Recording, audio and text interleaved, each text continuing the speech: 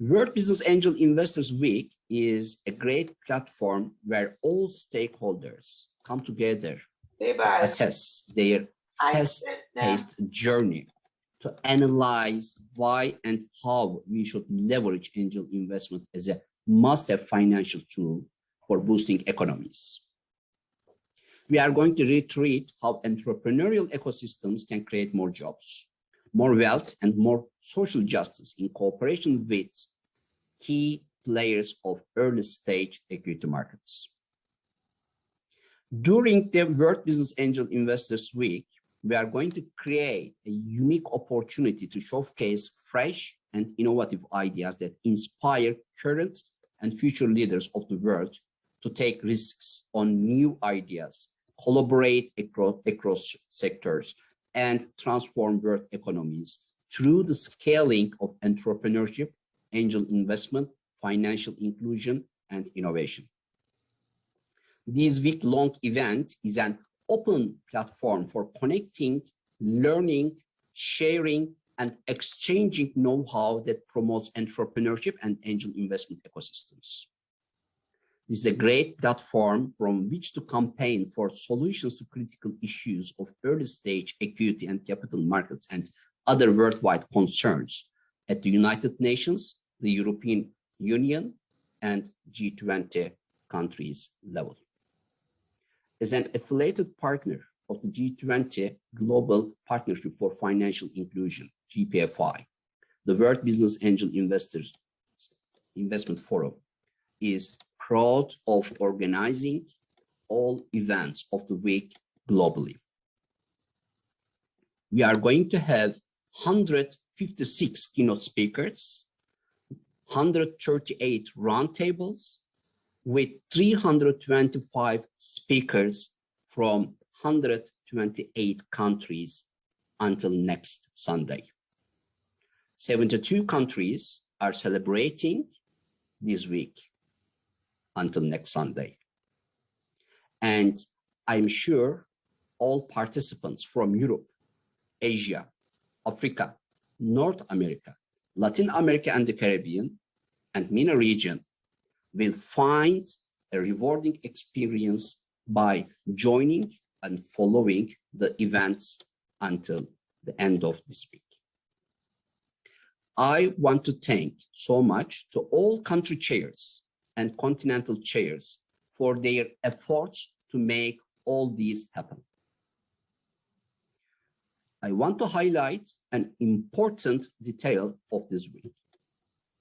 The detail is this week is now celebrated under one global topic: international diplomacy and business diplomacy for international entrepreneurship. Why we wanted to come together under this global topic this year?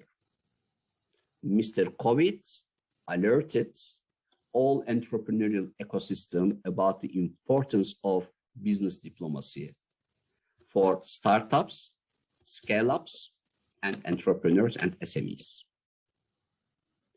We are inviting all governments to consider including more financial support in their recovery plans against COVID-19 for entrepreneurs and for SMEs and for startups, because entrepreneurs of today need more support to be ready for post-pandemic times.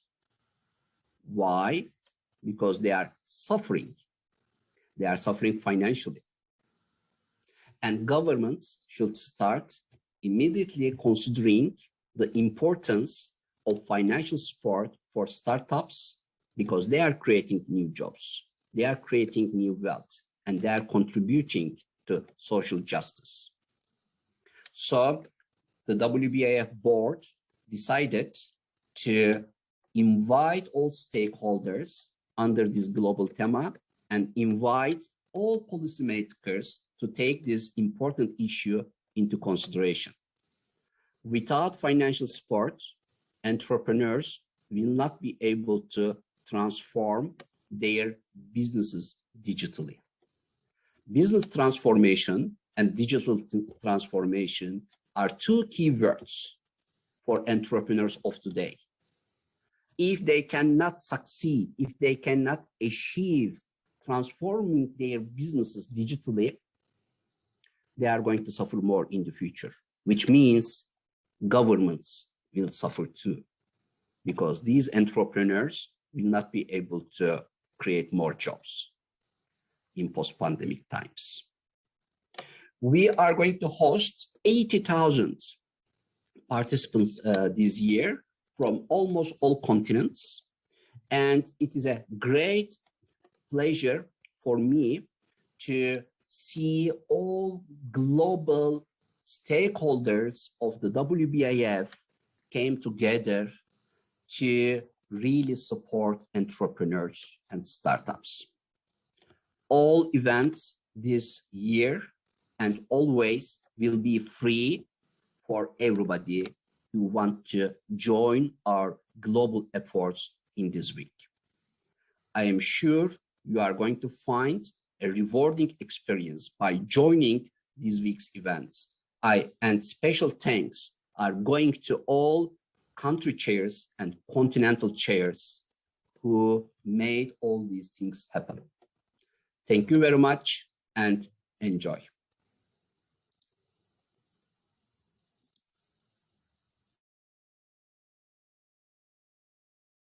Thank you, Chairman Baybars, for that inspiring address.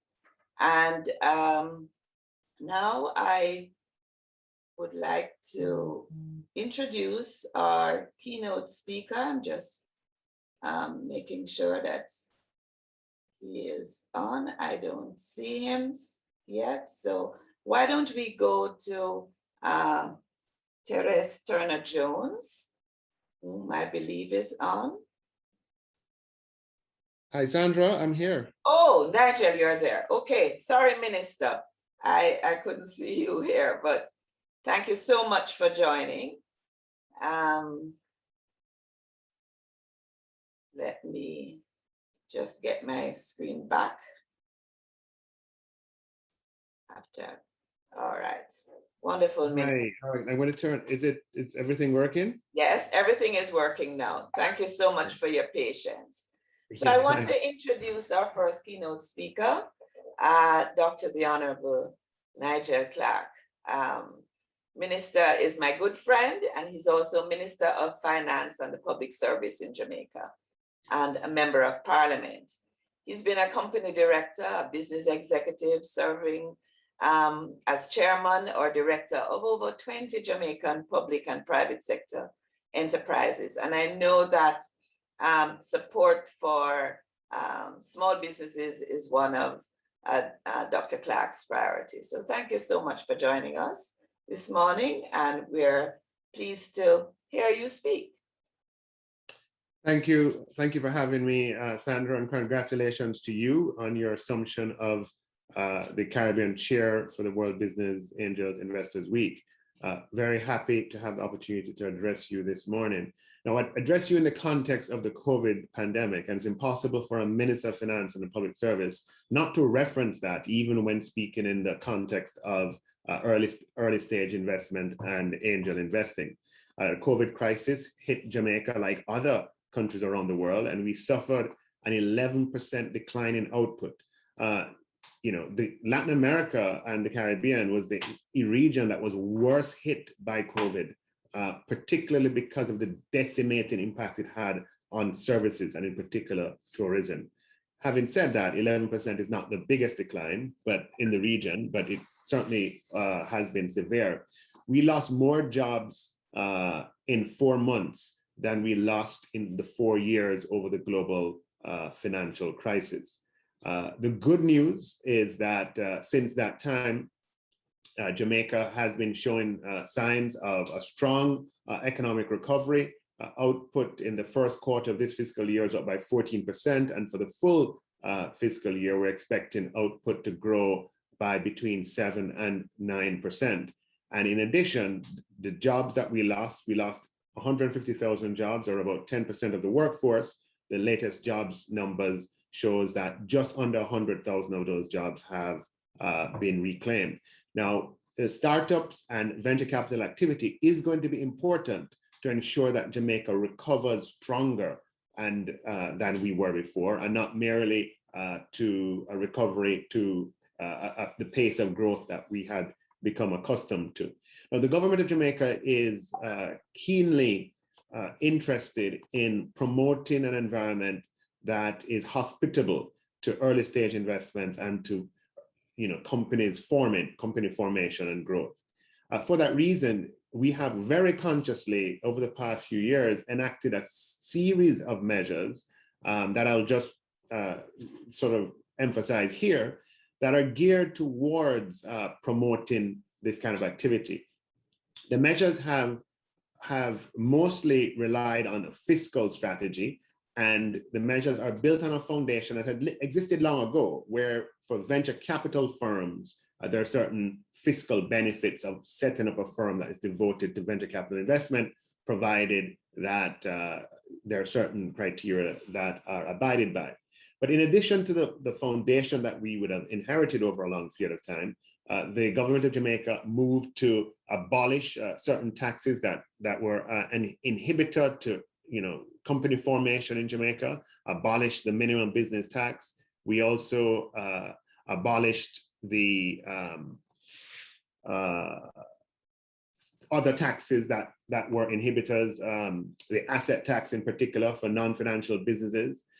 In addition to that, we had other fiscal strategies in later years that included ensuring that small firms that were engaged in export no longer pay the customs administration fee, which is like a tax for small value exports. And in addition to that, we made it possible for pension funds to invest in venture capital. Prior to, I believe, it might have been 2019, pension funds were prohibited from investing in venture capital investments. And we changed investment limits to allow pension funds to invest up to 5% of their capital in venture capital. And as a result, the Jamaica Venture Capital Program, which was started in 2013, now, we can now report that the funds that the Development Bank of Jamaica has invested in, those funds have now raised in excess of $300 million for venture capital and private equity. And the vast majority of that would have come after the relaxation of the investment rules for pension funds. The government continues to support this activity because the government, through the Development Bank of Jamaica, has invested in these funds. And the success of the government's investments is demonstrated in the fact that those firms have been able to raise an additional amounts which surpass $300 million. Now, we continue to introduce programs that are geared towards stimulating the early stage and certainly the small company arena. We this year are seeking to ensure that digitization is something that we take advantage of in this post-COVID environment. And through the Development Bank of Jamaica, we are offering grants of up to $300,000, which is up to $2,000 grants that don't have to be repaid free of charge for early stage companies to acquire software tools, business intelligence tools, and other capabilities that will allow for them to maintain and grow a digital footprint and offer digital services to their customers. In addition to the Development Bank of Jamaica, in addition to having and promoting the equity component and ensuring that we have an ecosystem where equity investments are available, we're also ensuring that certainly for small companies, to the extent that the capital structure can support loans, that we have very soft loans that are available for innovative firms, loans at that, the cost of 2%, and geared towards, again, equipping firms with the digital capability to take advantage of the opportunities that are offered today in an environment where social contact can sometimes be restricted. So the government is keenly interested, and the overall amount just in this year that we're putting towards, I would broadly describe it as not just early stage, it's also MSMEs, over 3 billion Jamaican dollars in grants and soft loans, which complements the fiscal strategies that we've implemented over time and complements the equity investment that the government has made in firms or in venture capital firms, and the relaxation of the investment restrictions on pension funds to allow those funds to grow in size. This is a very exciting time in Jamaica for those involved in this sector, because it has experienced tremendous growth over the past few years. And my expectation is that is going to continue over time. During 2020, the height of the pandemic, there were more companies formations in Jamaica than at any time in Jamaica's history. More companies, more limited liabilities were formed in 2020 than at any time before. Now, the reasons for that are not a number of reasons, but it points to the dynamism that has been a feature of the Jamaican commercial landscape for the past several years. And it points to a level of optimism. And the fact that companies are being formed is always a positive indicator, not something we can take for granted. So we're greatly encouraged by the response to the initiatives, the fiscal and other initiatives that the government has enacted. And we no doubt are aware that there's more that can be done. And we look forward to continuing to work with the Venture Capital Program and the Angel Network to continue to innovate, to stimulate this very important part of the Jamaican corporate and commercial landscape. We believe that for us to create the kind of jobs that are required for the 21st century and the jobs that are going to be required in a post-COVID environment, enabling entrepreneurial activity is going to be crucial. And more importantly, for us to sustain the economic model that we have been pursuing, which is a market-based model based on private property, based on competition, based on a meritocratic system, it is going to be absolutely essential that prior ownership of capital is not a prerequisite for business success. If prior ownership of capital, family money, etc., is a prerequisite for business success, then the economic model we're pursuing will not succeed.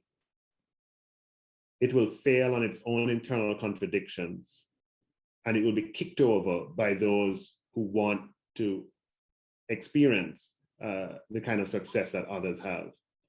So we are very conscious that for us to sustain our economic model, early stage investment, angel networks, venture capital, and the availability of equity to support entrepreneurial ideas is absolutely essential. I should also mention that we have engaged in a $50 million partnership with the IDB. And through that partnership, and I'm sure Teres will speak about that, some of that later, we're introducing very innovative policies over the next few years, which will broaden the pool of funds available for equity investment, for early stage investment in Jamaica, but also address the mindset, shall I say, and the culture.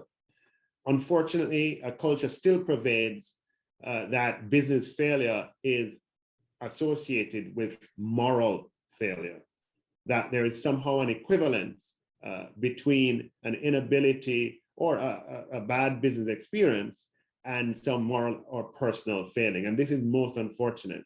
If Dennis O'Brien had started his first business in Jamaica, he would have been doomed, because according to his autobiography, he raised 500,000 euros or pounds, it might have been at that time, from friends and persons that he knew, that he leveraged, and he lost every last cent of it.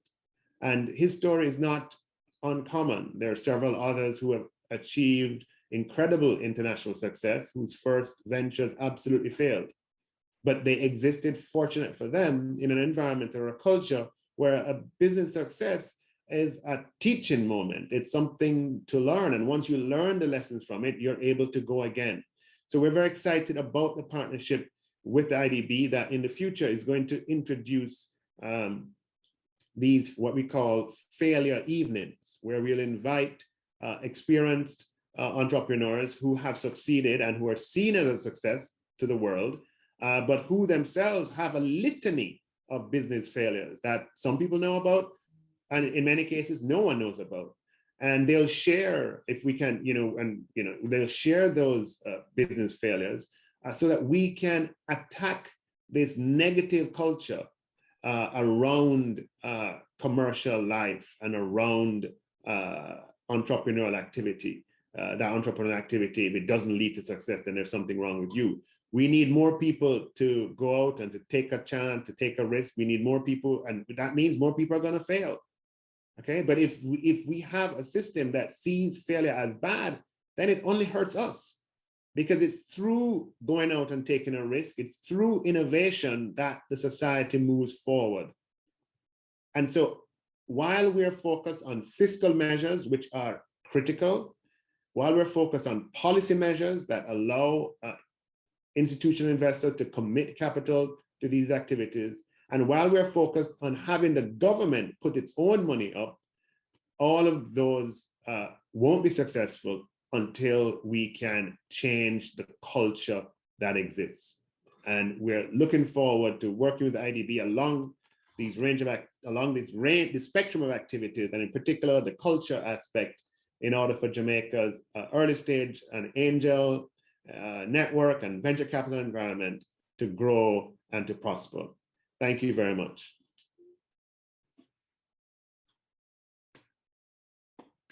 Thank you for those words, Minister. I want to say that your support for startups and early stage firms, through the several policy initiatives that you have undertaken are very much appreciated.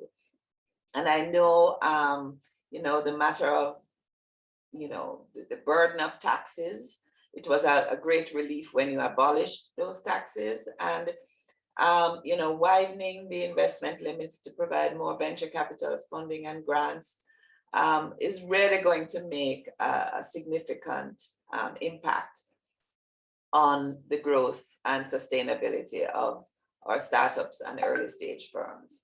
And it's certainly encouraging that we are already seeing that new company formation is on the rise. So thank you so much, Minister, for all the efforts that you have made. And we, again, thank you for joining us this morning. We know that you have major issues to go and deal with. So thank you so much. Have a great. Thank you for the invitation, and all the best for a successful conference. Thank you so much. Bye-bye. All right, our next speaker is Teres Turner-Jones.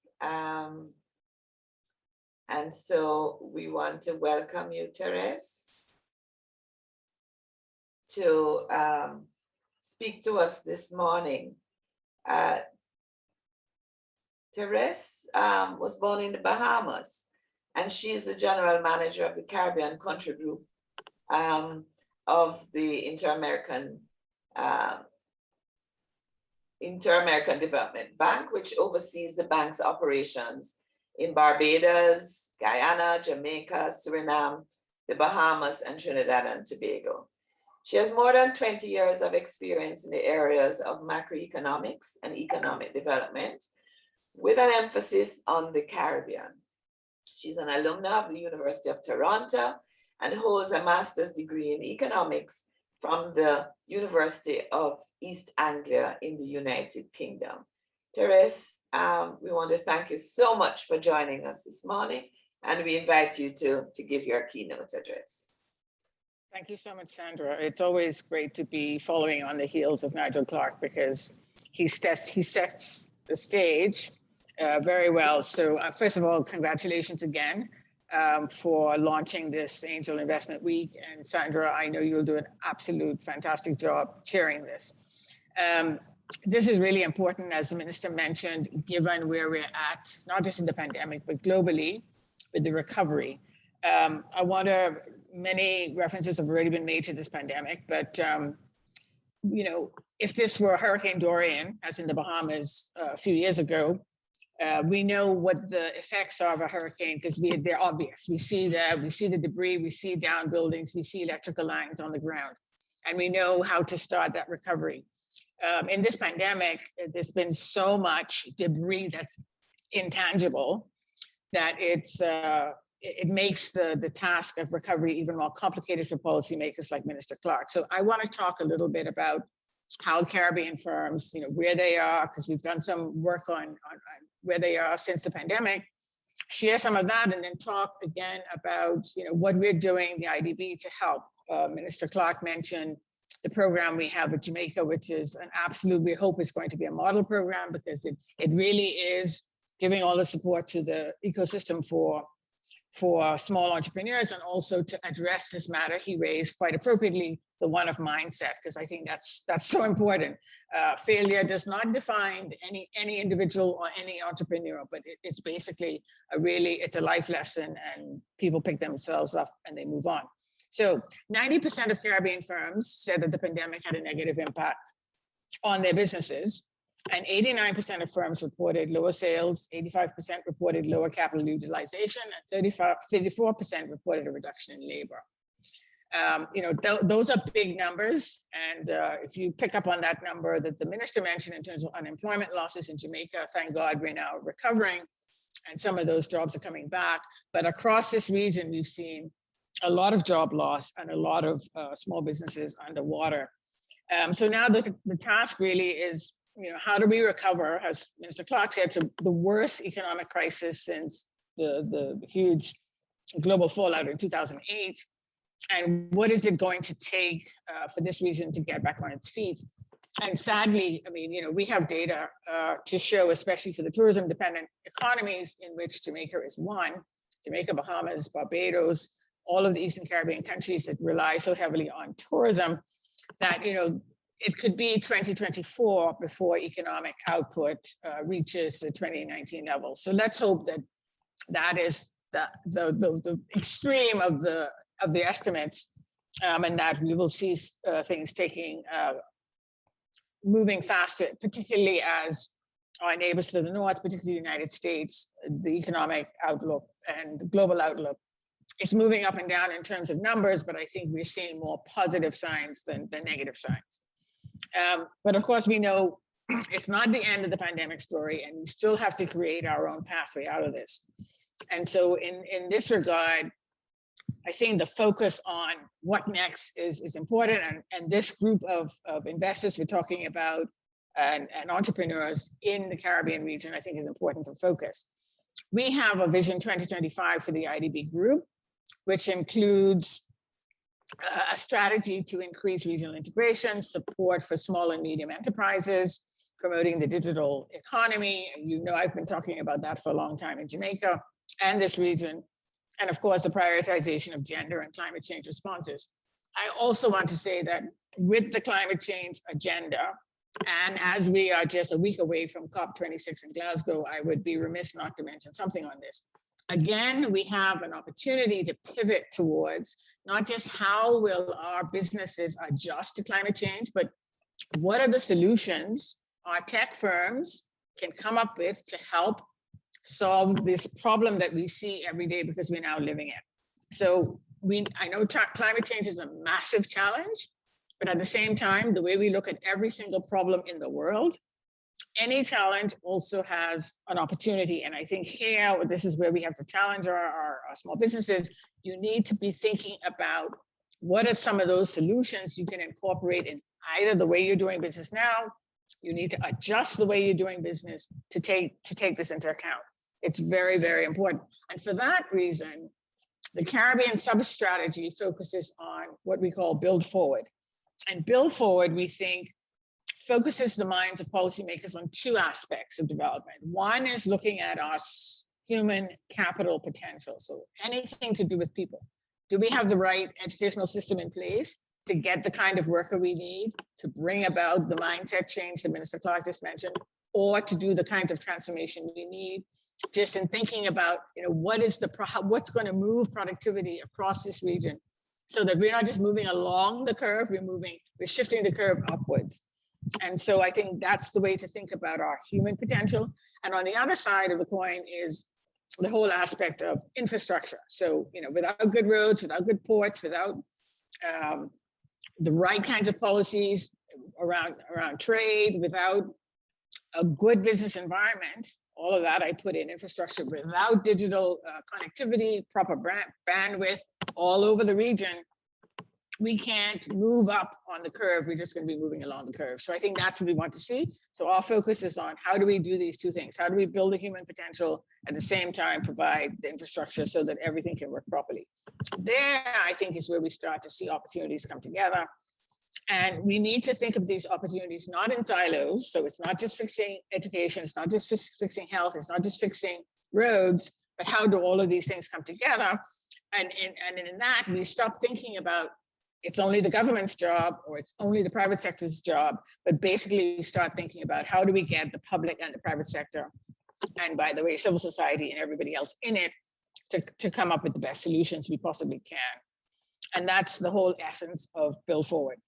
Now, to get onto this issue of smart capital during the recovery, we put out a report recently, building on Techno Latinas, which is a report that looks at technology firms across Latin America. It should also include the Caribbean, but of course, up to this moment, there is not one single Caribbean country that's recorded in the report, and mostly because we're talking about firms that were able to raise over $1 million to be working in the technology sphere. And which countries dominate is no surprise. Brazil is the leading country, then you go to Argentina, and then you go to Mexico, and then you have some others coming in, Chile, of course. But we need to see Caribbean countries on that list. And as Minister Clark mentioned, that's what's intended for under the Biggie program. And with his support, with the policy changes, with all of the ecosystem around trying to help venture capitalists and so on, hopefully in a few years, we start to see some Caribbean firms appearing on these in these reports, and also highlighting exactly what can be done. And not to say that we don't have firms that are moving in this direction. In fact, a good example of a Caribbean startup is Blue Dot. And Blue Dot got some seed funding from IDB Lab at some point, but they're revolutionizing how firms use data. That's a really good example. Through cutting edge research, data, and insights, Blue Dot is helping firms to better understand their customer needs and experiences. And of course, since the pandemic, we know that this has become an even more important endeavor, given that lots of commerce, lots of businesses, I live in Jamaica, I've seen businesses pivot to digital platforms. So you need to understand exactly what it is that your customers like, how they like it, when they want it, and so on. And I think that's a great example of an entrepreneur taking advantage, finding a niche, and doing well in it. Absolutely, but private capital is extremely important to foster this. In all of Latin America and the Caribbean, private capital investments in 2020 raised over 16 billion from fund managers to help these nation firms. So this is, I think, bringing it home to what it is that we need to be doing in our region more. We need to find those funds that are available to bring to our region, so that more Blue Dots, more MD links, more new tech firms can take advantage. IDB, for example, invested in nearly 100 VC venture capital firms in Latin America and the Caribbean to a tune of 365 million. Today, of these 100 funds, 45 are still in force, and in fact have invested in more than 670 companies throughout our region. This provides significant opportunities for innovative businesses in the Caribbean to build forward in a resilient way. And there's still many more opportunities for new investment capital and new investors in early stage financing in the region. We are partnering with Tech Beach Retreat Lab, that's Kirk Anthony and Kyle Mahoney. Yeah, I think we all know them, which is a regional acceleration program for technology startups. There is 10 Habitat in Barbados, which is a program focused on developing investor-ready startups by providing hands-on support.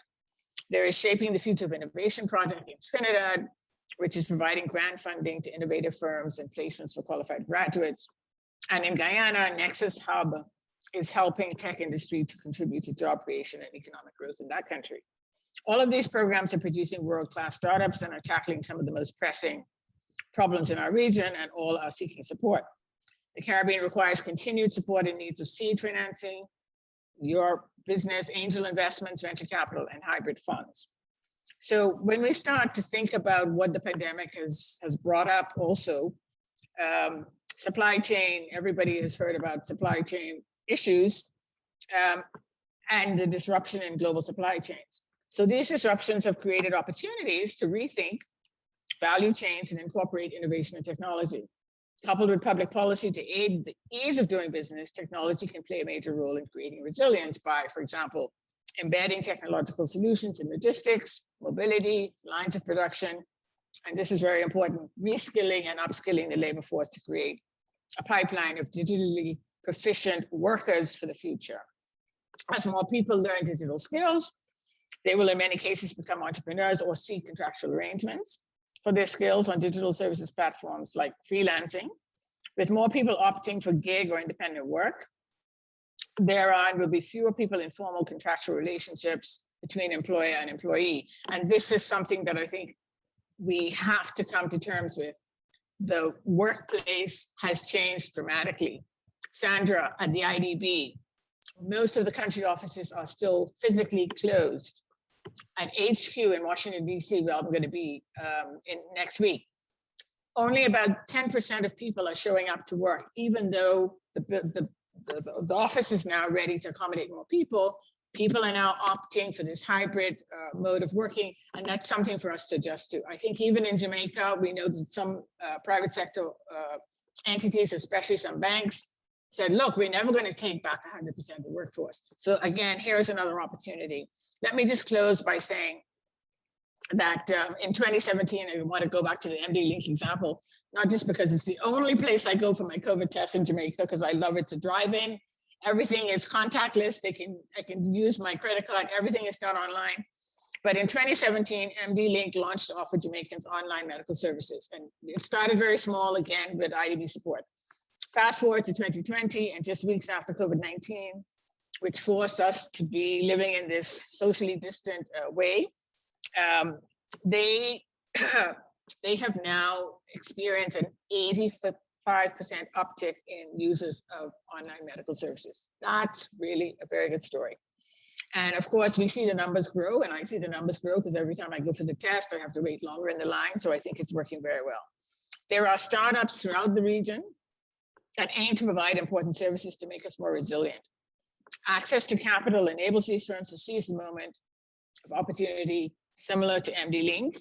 My goal in life is to see many more MD Links, and not just in the medical services, but across a whole bunch of spheres. And so that's why IDB here is working, partnering with Jamaica and all the countries in this region to make sure that we can create the right enabling environment for firms to launch and to innovate. And it's why we're helping startups and early stage firms to find smart capital. And we invite you to join us. This is our moment of opportunity and a chance to write our own pandemic story. Thank you for having the IDB on the stage with you. And it's a pleasure being here. Thanks so much. Good luck. Thank you. Thank you, Teres. As usual, really words of wisdom. I think the IDB's Vision 2025 has certainly all the elements that are imperative if our Caribbean economies are to take advantage of the emerging opportunities you spoke about. And we're happy that the IDB is actively addressing how we build forward, how we improve access to smart capital and support innovative businesses that can optimize the use of technology and be sustained over the long term. Thank you so much. And I'm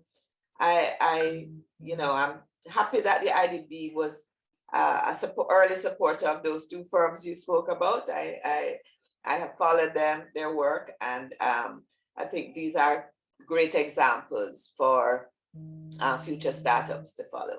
So thank you so much, Teres. All right.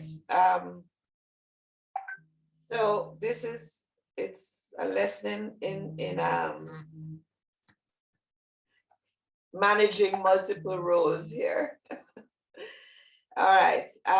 We now are going to switch a little bit to a discussion forum, and let me invite the members of the panel who will follow the keynote addresses. Let me just invite them to join us.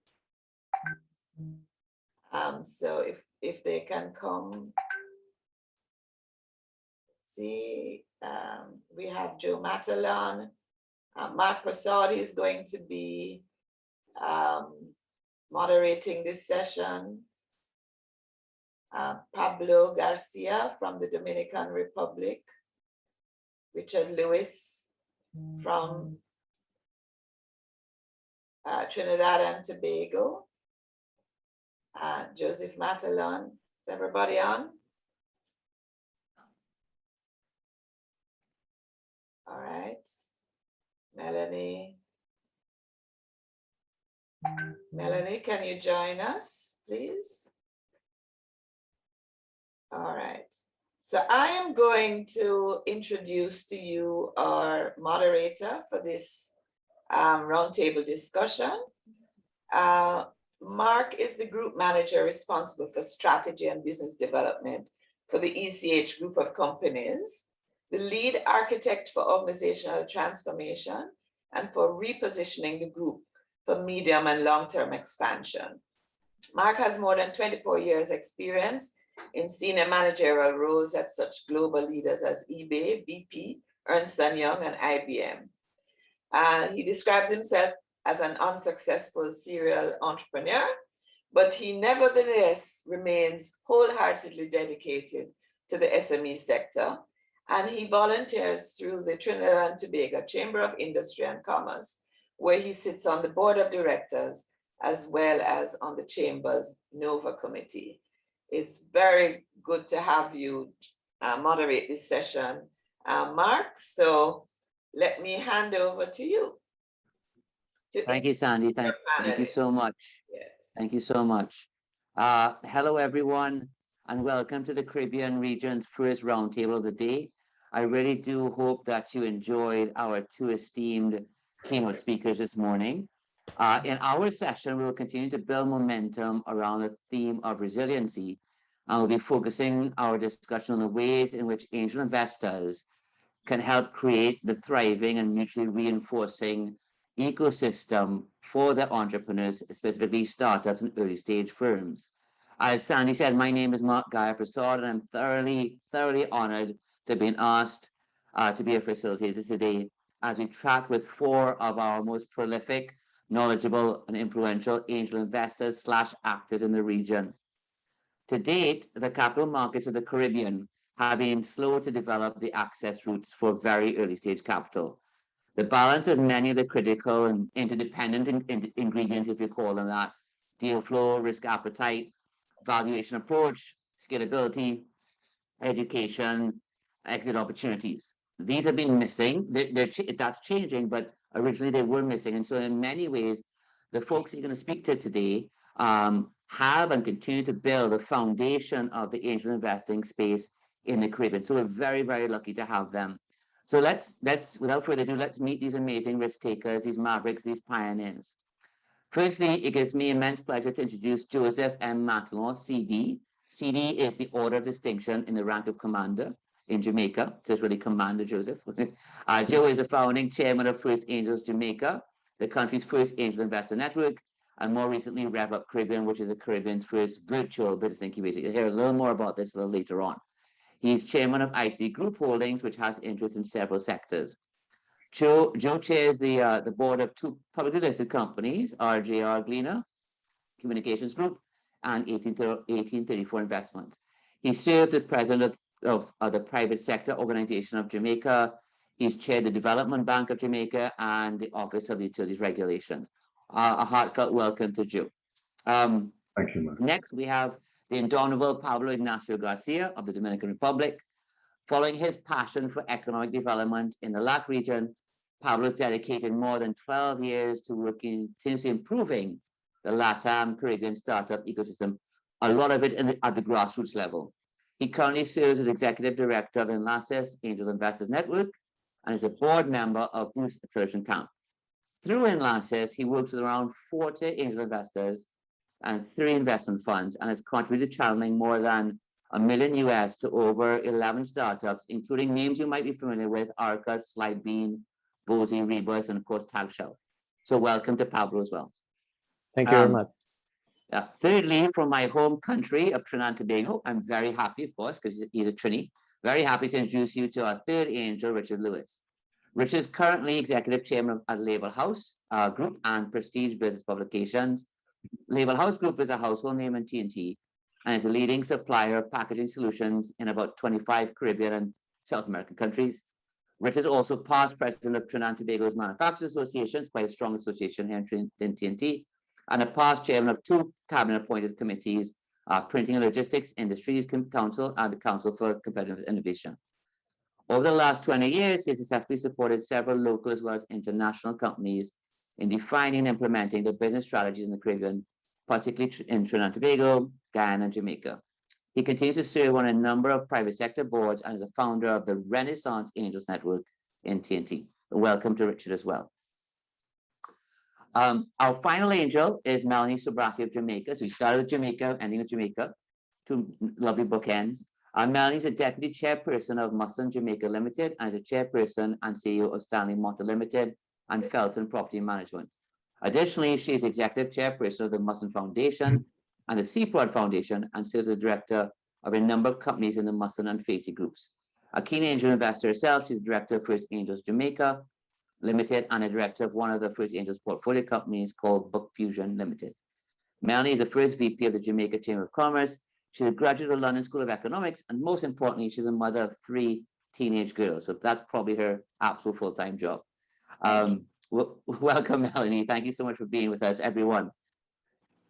So, folks, the way I wanted to hold this session was to dispense with a lot of the presentations and so on and get really into a vigorous conversation from the start. No real warm-up. So let's get right into it. I want to actually start with Melanie, with you, if I could. When you and I were chatting, you mentioned several very unique and interesting topics, and I wanted to begin our discussion today by ventilating one of those topics, deep diving one of those topics, namely that of startup valuation. In your view, does the region have the capability, sophistication to properly value early stage companies, especially fintechs or techs? So, you know, have we evolved from cash flow models? Have we interested accounting firms to help us? Have we built a community to move this forward? What are your views? Thank you, Mark. Absolutely. I mean, I think that for the early stage entities that we're currently investing in, the capability is absolutely there. I mean, there are, I mean, as you know, the Caribbean has fairly well developed capital markets to the extent that, you know, there are investments going on constantly at varying levels. But and First Angels itself as a group has a broad range of members, and you know there's expertise available for due diligence and for confirming valuations of the type of businesses that we are currently looking at and the stage that they are currently at. I think what probably concerns me from the perspective of the founder, and once you as an angel have got in the early stage, is that, you know, that the way that the valuation is done in terms of cash flow, we don't have a good histories of comps or comparatives for this market as a whole. So if you're looking at comparatives on, say, a platform like PitchBook, you're looking at US-based businesses in the same vertical market, but not necessarily in the same geographic market.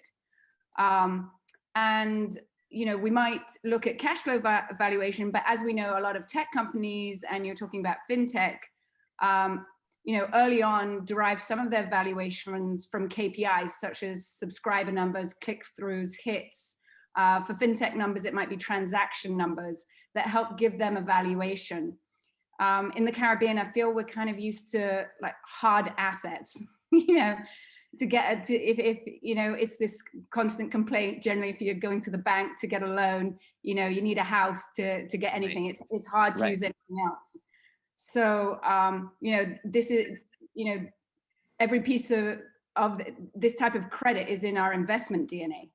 And I'm sure we can all think of some companies now, unicorns, that were not even making a profit in the US when their valuations were probably higher than the value of an island in CARICOM. Some countries, yeah.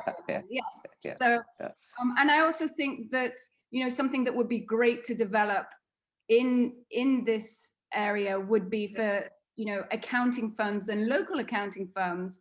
They're used to valuing software for large corporates in the region that are developing maybe their own software for something that they're doing, whereas valuing software it requires a level of capability and sophistication that I believe is more resident abroad and more resident in more sophisticated markets where they're used to looking at IT companies. And so I think we have a couple of members on our angel network that are part of the Big Four, and it would be great if we could access their sort of network to get some of this. I believe this is something we can fix as we go along and the rounds of investments are done. And but at the moment I think this is an expertise we need to build, and it's also an expectation with investors for future rounds that it's not all going to be based on hard assets and cash flow, but is based on what the software is actually doing. Right. And I think that goes back to Minister Clark's point as well. Trying to attract a whole new cadre of entrepreneurs who may not have collateral or capital themselves, and they don't want to be dissuaded from joining the ranks and trying their hand at entrepreneurship. So completely understand. And so let me ask Pablo. Pablo, you're in the DR. I know you've done some syndication with larger markets like Mexico and Colombia. Has Enlaces found a way to overcome this challenge and use the methodologies of more of the VC world? And is that an advantage of maybe having a much larger angel network? Yes, I think this is an advantage of being part of a network, an angel network, because the networks can have more experience on this matter of valuation, develop methodologies, and also get knowing or making alliances with other firms that are working on this matter. For example, as Melanie mentioned, PitchBook have information of probably other regions, right? But here in LATAM and the Caribbean, there is another firms like Charlie.io that they do something similar, but with data from the region, from Latin America and the Caribbean region. So we use those kind of startups that they can give services on valuation for startups with startups and venture capital methodologies. And we use this third party to have another valuation. We do our work as a network, but also having a third party is good because the entrepreneur sometimes thinks that if you do the valuation as an angel investors group, you have your own interest, right? And could be a conflict of interest. And if you have a third party that have a lot of data points from the region and startup from Latin America and the Caribbean, that information, that methodology give more confidence also to the entrepreneurs. It's seen as an objective evaluator. Right. Okay. I get you. I get you. And that is only one of the advantage of being part of an angel investors network, right? There is other advantage too that we can talk about. Yeah, well, I'd love you to expound on a couple of those. Because you know, at least in Trinidad and Tobago, our networks are very small. I think people don't understand the multiplier effect when you expand those a little bit. You and I had chatted a little bit about this, especially like learning, for example. Yes, another advantage are, well, you as a network, you can accelerate the learning curve for all your members, right? And that's very important when we are in a new industry and you have to learn a lot. And another important value of angel investors network is to build a very good reputation, to attract the highest quality deal flow that you need to invest in the best startups to be successful as an investor. Because this is a game where you know that many of your investments probably won't do great, but you need to find the startups that really are doing a great job, and they're going to grow exponentially, and they're going to make the returns that you need. So, and for the angel investors to attract those great teams and startups, you have to build a great reputation, and you can do it better as a network than an individual angel investor. Also, as a network, you can provide advice for the members on the investment contracts. Now we see different kind of like convertible notes, safe, and then as a network, you provide that experience. You give guidance for the investors, and also you can help in the due diligence, in the follow-up of the investors after you close the investment. You need to follow up on the startups, and help the angels members to diversify more their portfolio investment of startups, because as a syndicate they can invest less amount of money, but they can invest in more startups, and that's also very important. Right. Well, thank you for sharing that, because I do think people understand, at least, and again, I'm just using my Trinidad lens. They understand what a angel investor is, but I don't think they really understand what a really true network, the value of a true network is. And what you've described is incredibly powerful. So I appreciate that, because I don't think people do understand that. People on the call on this panel do, but I don't think everybody, certainly myself as a young failed entrepreneur, did not understand that. So I appreciate that. Thank you. And to Melanie, thank you so much. I want to change tack here a little bit, if I could, and move from the external to the internal a bit. As I mentioned in my opening, Joseph Massalon, Joe, was chair of the Development Bank of Jamaica for just under 10 years. One of the bank's focus areas in the space was to evaluate the ecosystem that we're talking about, and then actively help each actor, component in that framework.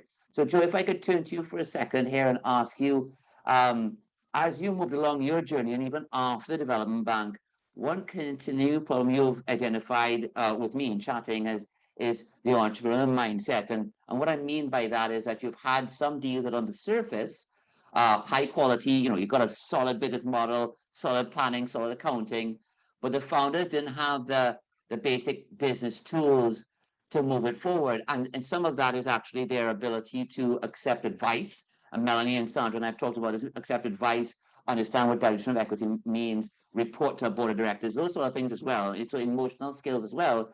And this has led a bit to the separation, at least on your side, between running and investing and managing the angel group versus building the skills of the founder. Can you walk us through a little bit of your evolution of thinking around this, and how it sort of culminated in Rev Up?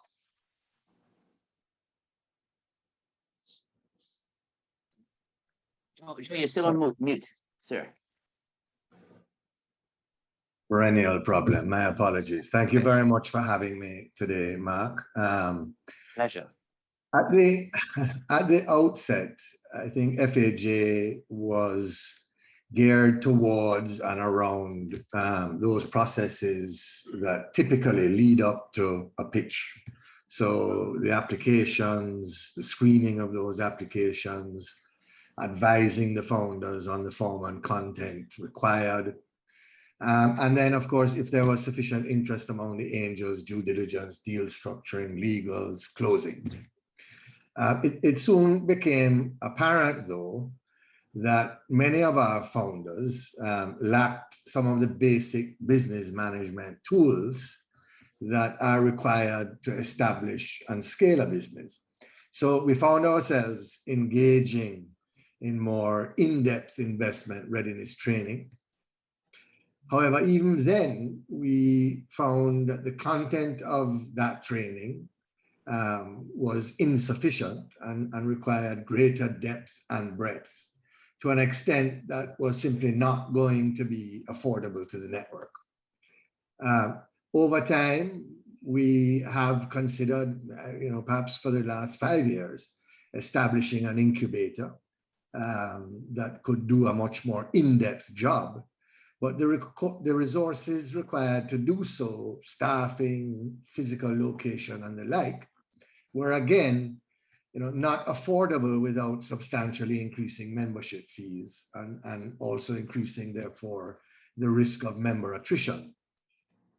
And then, as they say, came COVID-19, in the course of which I think we became more keenly appreciative of the opportunity to establish an incubator virtually and at an economic cost without sacrificing the quality of content that was available to the founders in terms of training.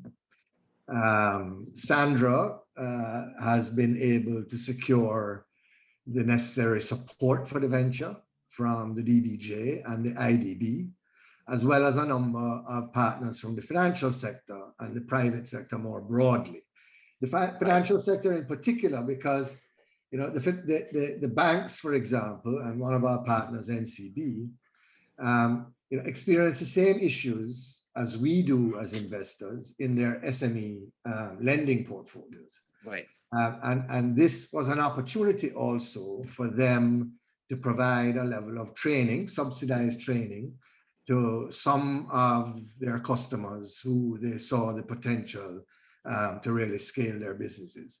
So we're very, very excited now, having established the RevUp Caribbean, the virtual incubator, to be receiving applications for our first cohort. Just very briefly, Mark, on the issue of ecosystem. Sure. I think that the ecosystem development approach is the approach that, with the advice of the IDB, that the Development Bank of Jamaica took and has been on that journey now for many, many years.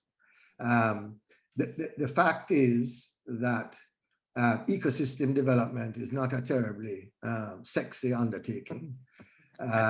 It's a hard slug, but it's work that needs to be done in order to create the kind of vibrant ecosystem that we want. And I don't think that historically governments have appreciated the development of an entrepreneurial ecosystem as an economic development policy matter. Yes. I think that has changed and is changing. And I think from what Minister Clark spoke about earlier, what Teres spoke about, who has always been very supportive of that ecosystem development, I think we're on the road to creating the kind of ecosystem that we want to see. Yeah, I think Minister Clark, I'm not a Jamaican, but it sounded like creating that ecosystem, angel investment, entrepreneurship is not just a like to have, it's an absolute necessity and a pillar for economic growth, which I think other countries, I'm speaking between TNT again, we need to get to that point. Yeah, and I think, I think the private sector, obviously, as one of the actors in the ecosystem, need to step up to the plate in terms of supporting the development of the ecosystem. The DBJ has taken the view that they are going to assist to develop the ecosystem to a certain point, but then the private sector must take on the primary driving role. And I think that's very important. Right. Thank you very much. Well, it's a great segue because I want to move to Richard now. I mean, Richard's been doing angel investing in TNT for quite some time now. And so Richard, I'd love you to speak on if you think that same skill gap that Joe was speaking about exists with us, and how it may have changed over the last few years, and maybe your opinion also on where we are versus Jamaica on the ecosystem. Well, Mark, thank you very much. Quite frankly, the skill gap in Trinidad and Tobago is clearly there in the startup founders. It has always been there. And I think that it's fortunate that Joseph and those guys are doing the right thing. Unfortunately, in Trinidad, it's almost like we're waiting to get to rock bottom before we start actually driving the ecosystem for the diversification and startups. But in general, culturally, what we found is things like our startup founders are not very resourceful in dealing with difficulties like in a quick and innovative way. They are not able to really develop and understand their vision and be able to communicate it to investors and even employees to build that trust, Right. They, quite frankly, are not able to communicate effectively in the conveying of the critical aspects like why is your business better than the competition, why employees should be loyal to you, why the future is brighter than everyone else, etc. And then it moves on to things like what's missing is the untrained mind. And I think that is one of the areas where we have a lot of work to do, where emotions are more in control than actions. And those actions actually begin to be quite chaotic. And founders just cannot focus on their responsibilities and tasks that truly matter. Wow. And in fact, identify the priorities that they need to deal with. And that kind of leads me to, the other big gap is they're not able to balance this whole leadership and management role. When, of course, in every situation, either is a choice, whether you adopt the leadership role or you adopt the management role, because kind of like you're the one person, and the choice of behavior in a particular situation is in fact going to be critical to the outcome. And lastly, I think they don't understand the importance of resilience being built out of patience. They need to develop the behavioral skill around having the mindset that your business is not the destination, but in fact is a journey. So Right. Those are the kind of things that we have found in general are the top 5 or 6 areas of soft skills that are missing in these founders. I have to admit that a lot of the hard skills are there. Somehow, They are. There's a lot of hard skills there, but unfortunately, everyone has hard skills. So your big differentiator is not just your idea or your startup. Your big differentiator is going to be you, and the you needs to have take cognizance of all of these things that need to be worked on. And as a business coach, I more and more when I speak to early stage companies and startups is that they don't quite understand that these skill gaps. These, they figure that everything just is okay. Once I work hard and I put in the time, I'm good. So that's my contribution there. I think I think where But is there Caribbean, some? Have you found that there is some form of like how RevUp now exists, and that's come out of the need to teach these founders? Have you found? And I think Enlaces does some of the same stuff, but they do it combined.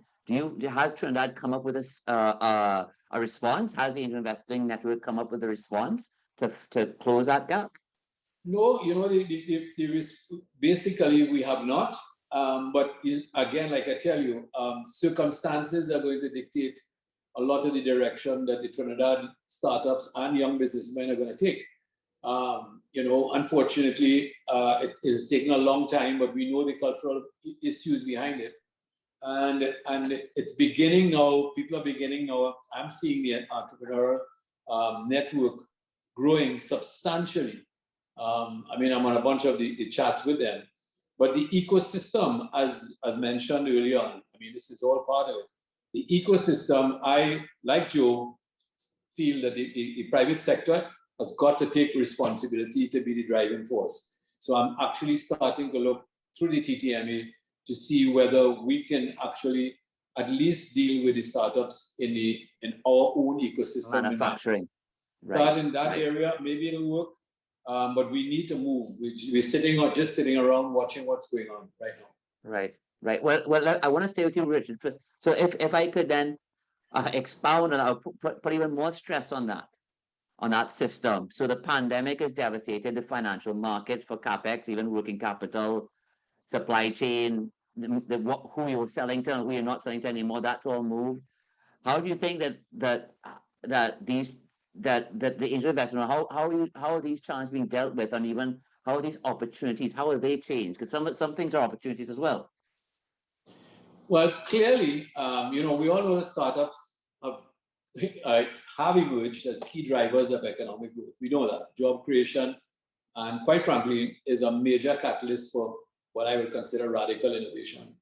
So COVID comes along, and it's obviously reduced the creation of things like startups, basically challenging their survival and limiting their growth. And the most of the existing startups are obviously more vulnerable than the older ones.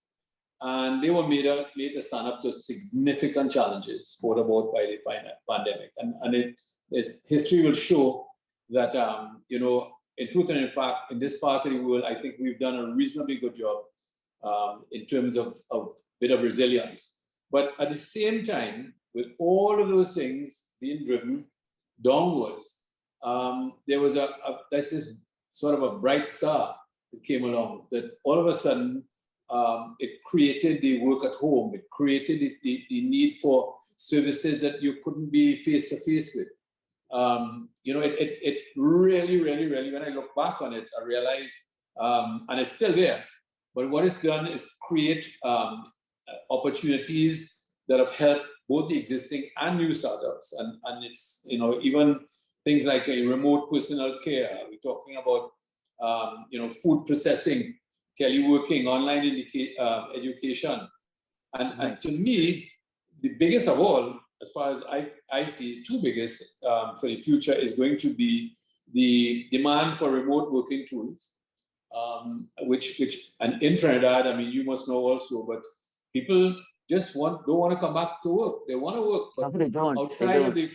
outside of the manufacturing sector, which requires hands-on, people don't want to come back. And the other one is the global value chain and supply chain setup.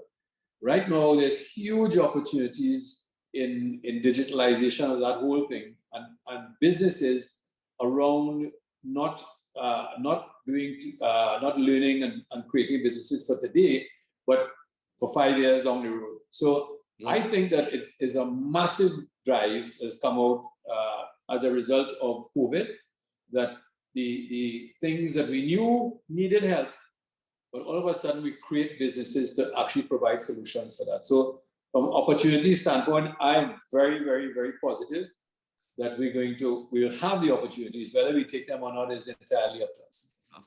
Of course. And I think we've seen, the last 2 or 3 days, BBC and CNN have produced articles around, and Bloomberg actually, people deciding not to go back to work. And the mass resignations in the United States. People have taken a year at home, to realize that they don't even want to do that job anymore, and shifted completely. And then what is that doing for the gig economy, etc.? So well taken. And if I could continue on that theme, and I want to go back to Pablo for a second there. We have not produced many unicorns, at least from the Caribbean region. And as a result of that, our mentorship comes from people who have been very, accomplished a lot, titans of industry, but in traditional business models. So when they give mentorship, give advice, it's sort of with that lens, and not the startup lens, which is hyper competitive, the startup mentality. And it goes back to some of the stuff Richard was saying in terms of, the founders in Trinidad aren't as responsive to changes as they should be. Maybe if they had a mentor from Silicon Valley, they could understand a little better.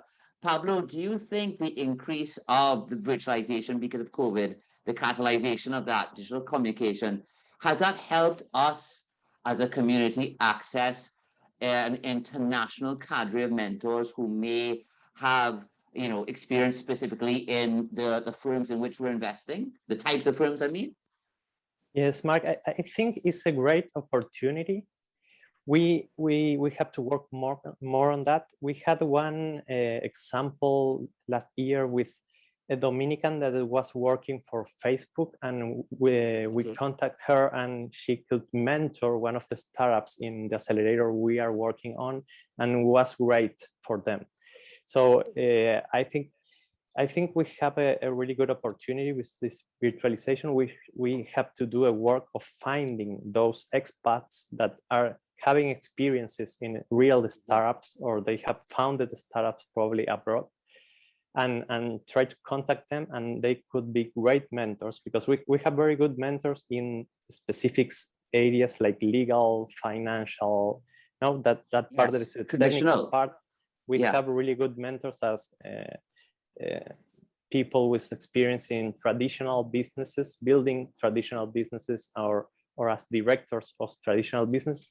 But how to build startups is different. So that part is also very important. And right now we are having more successful cases. You don't have to be a unicorn, but you can sell a startup for $10 million or $100 million. Right. That's great too. So I'm seeing that, but more on Latin American countries, where those entrepreneurs that has those kind of exits now are investing and mentoring another entrepreneurs in Latin American region. So I think we have the opportunity to find those entrepreneurs, but also the expats that are having great experiences in startups in United States, Europe, and other countries. But, and also we have we have the means, because with LinkedIn it's easier to do it. But and everybody is used to it now. Yeah. So emotionally, it's I'm going to mentor somebody. I don't need to be there anymore. I don't need to see the person physically every day, and I'm more comfortable with that. Well, that's great. That at least, from what Richard's saying, the opportunities, and what you're saying, that being able to reach out, there are some positives out of the pandemic, which is great. And I want to swing to Joe a little bit as well, because I think one thing that First Angels has done remarkably well is a little more traditional, which is relationship building, but also it has a new lens now with digitization and virtualization. The WBF is a good example. So Joe, can you give some advice to the angel community on what has worked particularly well for you to get your network out there and meet people like Pablo and syndicate investments and so on? Let me just check if Joe's on mute. Yes, he's on mute. Sorry. Yes, and one of the things that we're particularly excited about is our partnership that has been formed with the WBAF, as a part of RevUp Caribbean. And they're going to be able to supply us with mentors that will have a more global perspective perhaps than some of the mentors that we might have been able to secure locally, and I think that is going to be a very important catalyst. But look, Mark, digital transformation was even before COVID on the cards for every corporation around the world.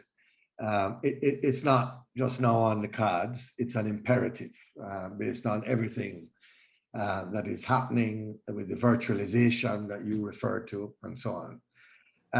And I think it's a wonderful opportunity for the Caribbean to really accelerate their productivity growth, which is so important to economic growth in general. But in terms of syndication, we have always had a vision of building an infrastructure for angel investing, not just in Jamaica, but across the Caribbean. In fact, Joe Perez from Trinidad and Tobago joined for a short while. Mead Malone from the Virgin Islands has been a very faithful member since 2018. And in 2019, we also had 7 members from the OECS who joined as a chapter with support from the Caribbean Export Development Agency. Unfortunately, the OECS chapter did not survive beyond that year, but a lot of work has been done by FAJ, by the World Bank's project, by the IADB and Caribbean Export Development Agency to encourage the creation and sustainability of angel networks in the Caribbean. And there's even a Caribbean Business Angels network that unfortunately has not taken off as we first hoped. Additionally, let me say that our network, which, as you know, has been focused up to now in Jamaica, and has not been promoted significantly outside of Jamaica. The fact is, as at, I think, September of this year, we have received something like 44 applications from Caribbean founders outside of Jamaica on our platform. That's 8% of all the applications we've received without doing an ounce of promotion. Right. So obviously Caribbean founders are looking for this. Of course, yeah. And I believe that in order to create and sustain angel investing in the Caribbean, we need to have some real champions, people like Richard and Pablo, who are prepared to commit to the vision and do the work that's required. That's what First Angel is trying to do, and that has catalyzed the spin-off of RevUp Caribbean as a virtual incubator.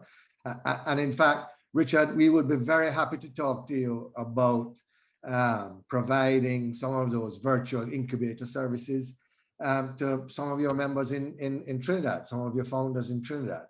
That is the vision for the longer term. RevUp is working not only to develop the founders, but importantly, to provide educational and networking opportunities also for the angels to share best practice and experience. In fact, RevUp's Program Advisory Committee has some of the most well-known angel investors and promoters of angel investments in the world, from Africa, Tommy Davies, founder of ABAN, the African Business Angels Network; Canada, Valerie Fox, co-founder of the DMZ in Toronto. I prefer DMZ, but they insist that I say DMZ.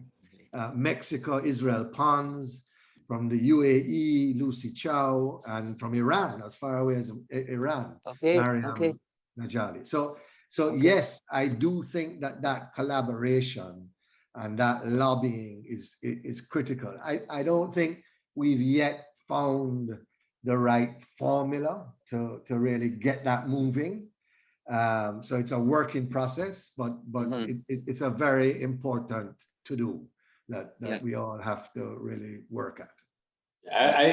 Joe, I would be definitely, I would love being involved in that, because right now I'm actually doing as much coaching and mentoring that I can afford while I'm still at my desk. But clearly RevUp is something that is Caribbean-wide, and it's easy to operate because of the virtualization. And I'd be very, very happy to be part of that movement going forward. Super. Well, you can be sure that Sandra will be in touch with you the moment we close off here.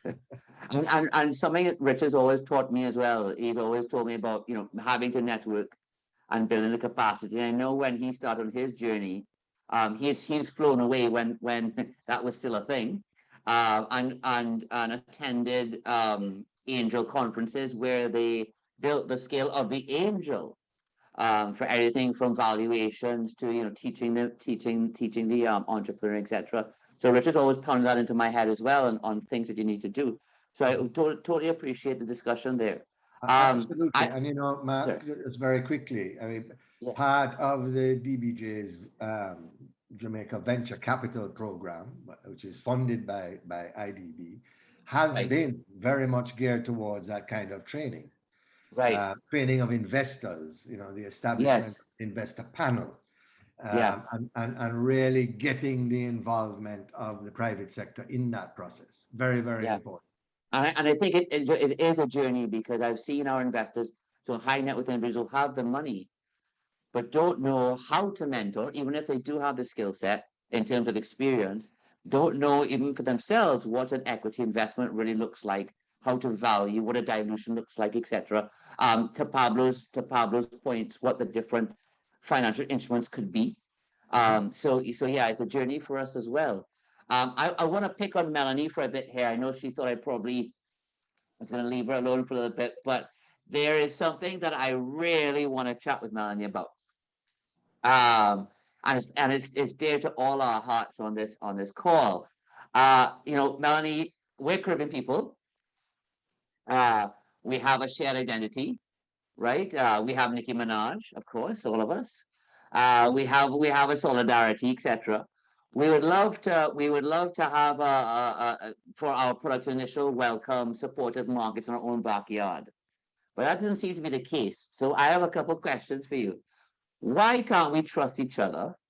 And why do we always think that anything foreign that somebody with an accent has is a better thing? And what are we doing to change that?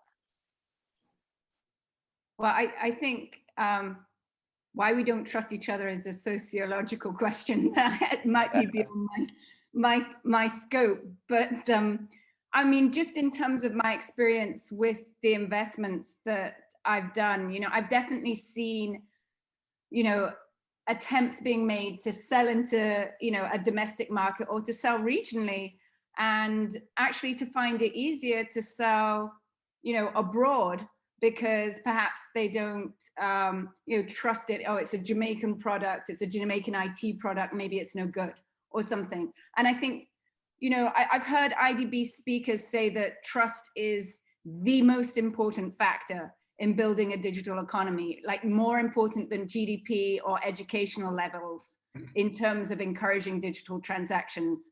I mean, I guess half of it is like, would I put my teenage girls in an Uber, in Colombia or Jamaica versus in Miami? Those are clear questions. In Jamaica and across the Caribbean, we definitely do see a deficit in trust. We also see a deficit in trust in each other. But aside from that, we're also extremely brand aware. We want the Nike or the Gucci version of what we can get if we can get it. And I think this is a problem of our time as well as our locality. So I do think it's a 2021 problem. And I think also that a buy Jamaican or a buy Bayesian or a buy CARICOM seems to work better for food than it does translating into an IT product. If you're an IT director, I get it. It's definitely a lot easier if you've got 3 options for a solution to pick the one with the brand name that has been used by 50,000 companies across the globe or whatever. And it's easier to prove, because if something goes wrong, maybe you really took a risk, and it requires just that extra due diligence on the company. The other issue is, like, for online cloud solutions in a smaller market, I think one thing that impacts it is if you're looking at a cloud solution from, say, Poland or the UAE or something, you're doing your due diligence on the product and the company, whereas in a smaller market and smaller islands, sometimes you're also doing that.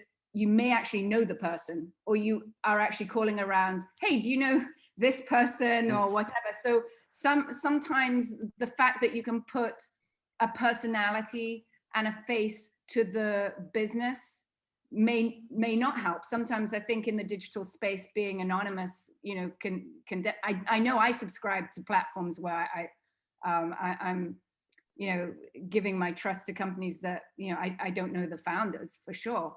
Also, I think that any publicized data breaches or issues with locally developed platforms undermines trust in the community as a whole.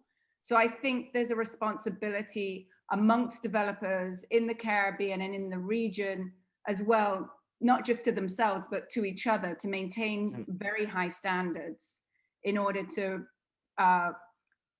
prevent that.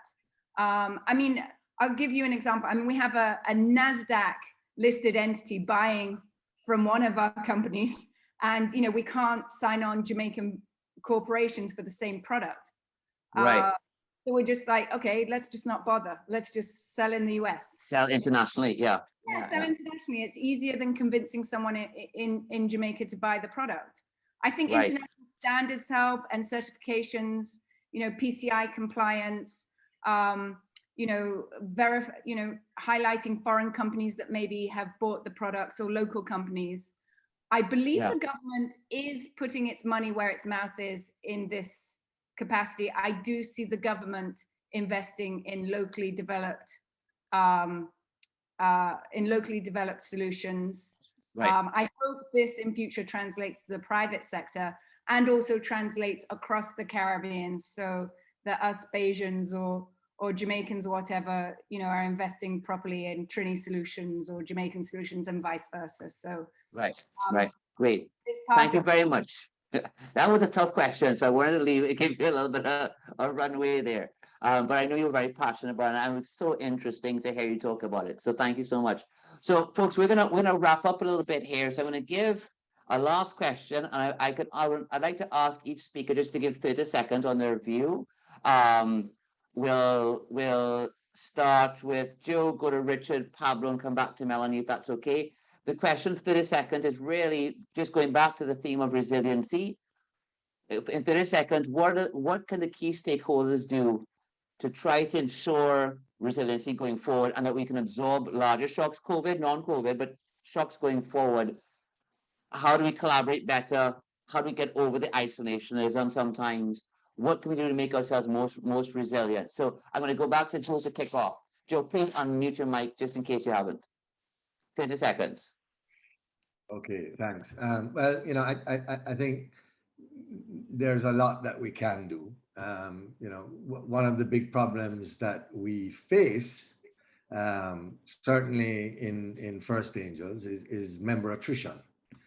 Some members don't want to invest in the operation of a network or sitting on the company's boards and so on, just want to make the investments. How do we keep them interested? And I think they are all themselves private sector operators, and therefore they, more than any others, should appreciate the importance of the ecosystem that the network is a part of and that we're trying to build, and which can create the kind of sustained high rates of growth that will create jobs and grow our economies, which is what we so desperately need, and even more so now coming out of COVID. So proselytizing amongst your private sector colleagues, I think, is very important. It's important that the angels come with the mindset that they're not just looking to invest in a company and get an exit, but they are taking part in a bigger enterprise to develop our ecosystem that is going to support the development of the entire Caribbean region. Thank you, Joe. Thank you very much. Richard, I'd ask you the same question, please. Yeah, Mark. Well, my thoughts, what angels can do to influence, the positives of the ecosystem. I keep harping on this one thing when I talk to everybody here, that angels working with the private sector, and you'll notice I remove public sector from that conversation. We must work with the private sector to boost entrepreneurial potential. That's my headline. And you can do that through promoting entrepreneurship training to facilitate the unemployed, or, by the way, disadvantaged to become entrepreneurs. Secondly, we need to accelerate business and university collaboration to get industry applications of innovation into mainstream subjects. Thirdly, I think we need to facilitate access to international markets through global networks.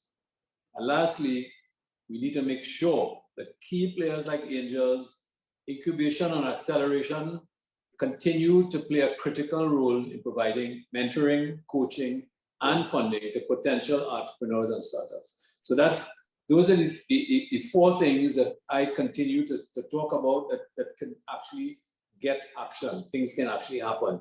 It's not pie in the sky. Yeah. Okay. Thank you very much. Pablo, over to you, sir. Yes, for me, another important topic is to continue working on the collaboration between the Caribbean angel investors. We have done co-investment with Latin American countries, but we haven't done it with other Caribbean countries, like probably Jamaica or Trinidad. And for me, that was really important. That is really important. We have proven that with other Latin American countries, and we want to find those Caribbean startups where we can co-invest as networks, because this is a win-win for everyone. Yeah. We can bring more deal flow to our investors because we bring deal flow from Jamaica, from Trinidad, so they can choose the best ones, and then we have more capital to deploy on those startups that are the best ones, and we can continue investing and follow on investment in those ones. So I think we had to work to find who are going to be those champions. Probably some of them will be in the next panel, and then we can collaborate for the co-investment on those startups. Right. So collaboration, not competition. Thank you. Right. Melanie, round us off here. Oh, I'm going out on a limb here, so I don't repeat anything anyone else has said or so important. But I was going to say, from a practical perspective, if we could just lobby for common digital standards across CARICOM. Yes. At the moment, you have to provide a wet signature for everything. So we're always FedExing documents between Trinidad, Barbados. And if they don't pick the same standards, then we might be digitally signing something in Jamaica that then is not recognized in a court in Barbados or Trinidad. I just think in order for us to be, together, there are certain practical things we just need to, and that's just one of many. Yeah, and KYC is a good one. Standardization of digital KYC and so on. Yeah, absolutely. Yeah, yes. It would increase the ease of doing business exponentially. The transactions, and for the founders to do the transactions. For the founder, right, of course. Well, thank you so much, ladies and gentlemen. I think we have to leave it there today. I would sincerely, actually like to thank our panel today. As I said, they are leading the space, so we're incredibly lucky to have these four individuals on today's session. So for me, at least, the conversation has been truly engaging, and I want to thank you so much. But I also want to equally thank our audience today for taking time out. Your time is as valuable as anybody's, and we really appreciate joining us today and hearing from our panel. So it's been absolutely a pleasure for me to facilitate and be in your company today. Please don't forget that our second roundtable is due to start momentarily, and this will flip the switch a little bit, flip the tables, and allow us to hear directly from the entrepreneurs themselves. And I look forward to seeing you guys at that panel. Thank you so much, everybody, again. Goodbye, and please be safe. And over to Sandra. All right. Thank you, Mark. Thank you. Thank you very much. Great job, Mark. Thank you so much. And thank you to our panelists, Joe, Pablo, Melanie, and Richard, for such a rich discussion on the state of angel networks in the Caribbean. We recognize you all as champions of angel investing, and I, for one, am very excited about how RevUp will help move the needle on angel investing in the Caribbean. So thank you so very much. Have a great weekend. Bye-bye. All right. Thank you, Sandra. Yes, bye, Pablo. So we want to move now to our next panel, which is going to be a panel of founders. So let me just get them on screen. This session is going to be moderated by Dimitri Dawkins. And we have our panelists, Edward Inglefield from Trinidad, Daniel Terrell from Jamaica. We have Khalil Brand from Barbados, and Raul Roa from the Dominican Republic. I think we should have Are we all on? Is Kieran joining us? Not sure I'm seeing Kieran here. Yeah, Kieran is there. Okay. I hope he's there.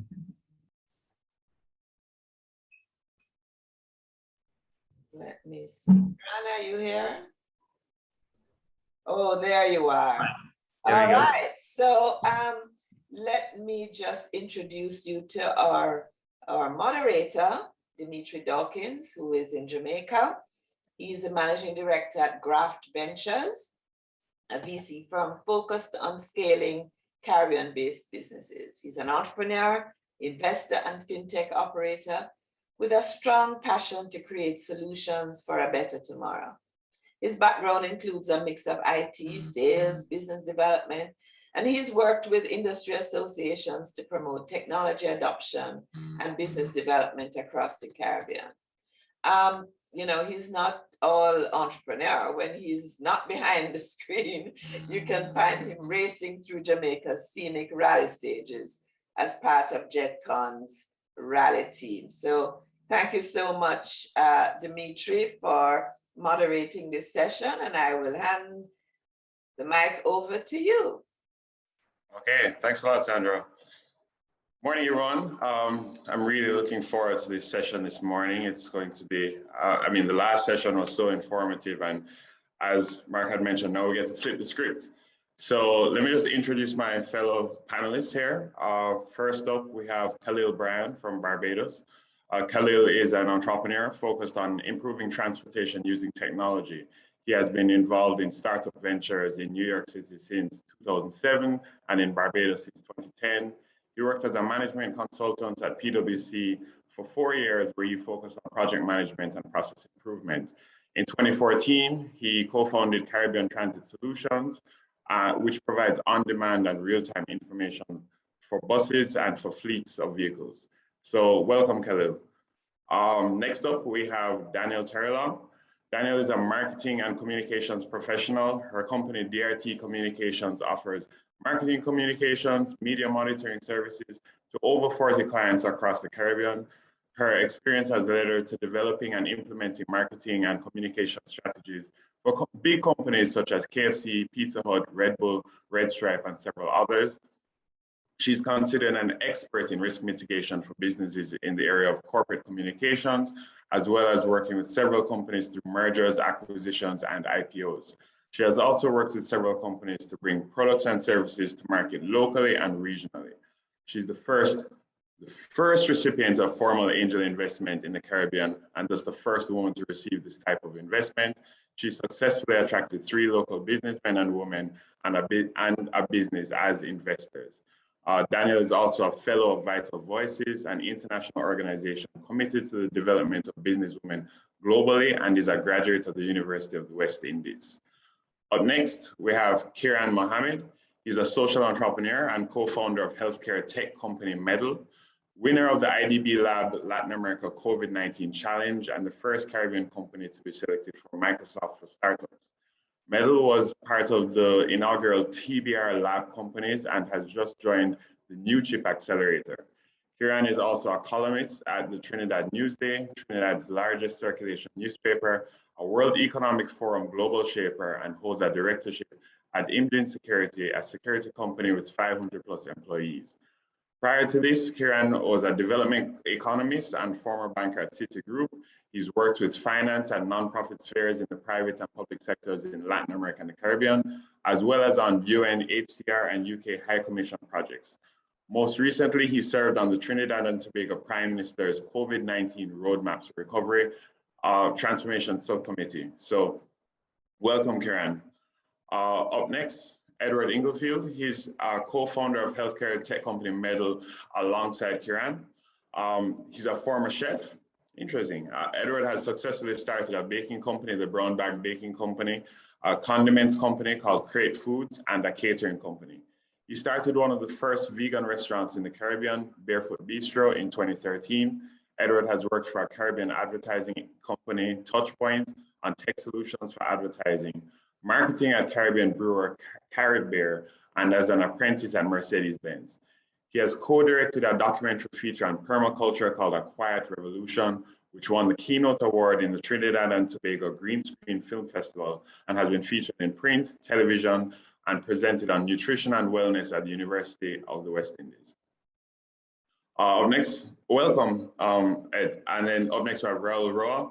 Raul is a highly motivated software engineer with more than 15 years of professional experience and hands-on skills in line of business, application design, implementation, and maintenance. His interests range from math-related problems to game or web development.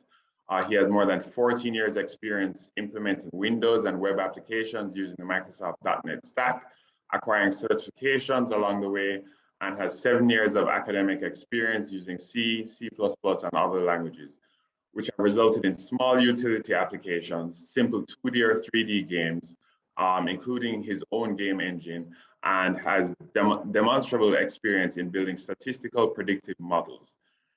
Raul also has certifications in machine learning and big data using Python and R, extensive knowledge of dynamic scripting languages such as Lua, Unreal Script, Ruby, Python, and academic research with experience in each.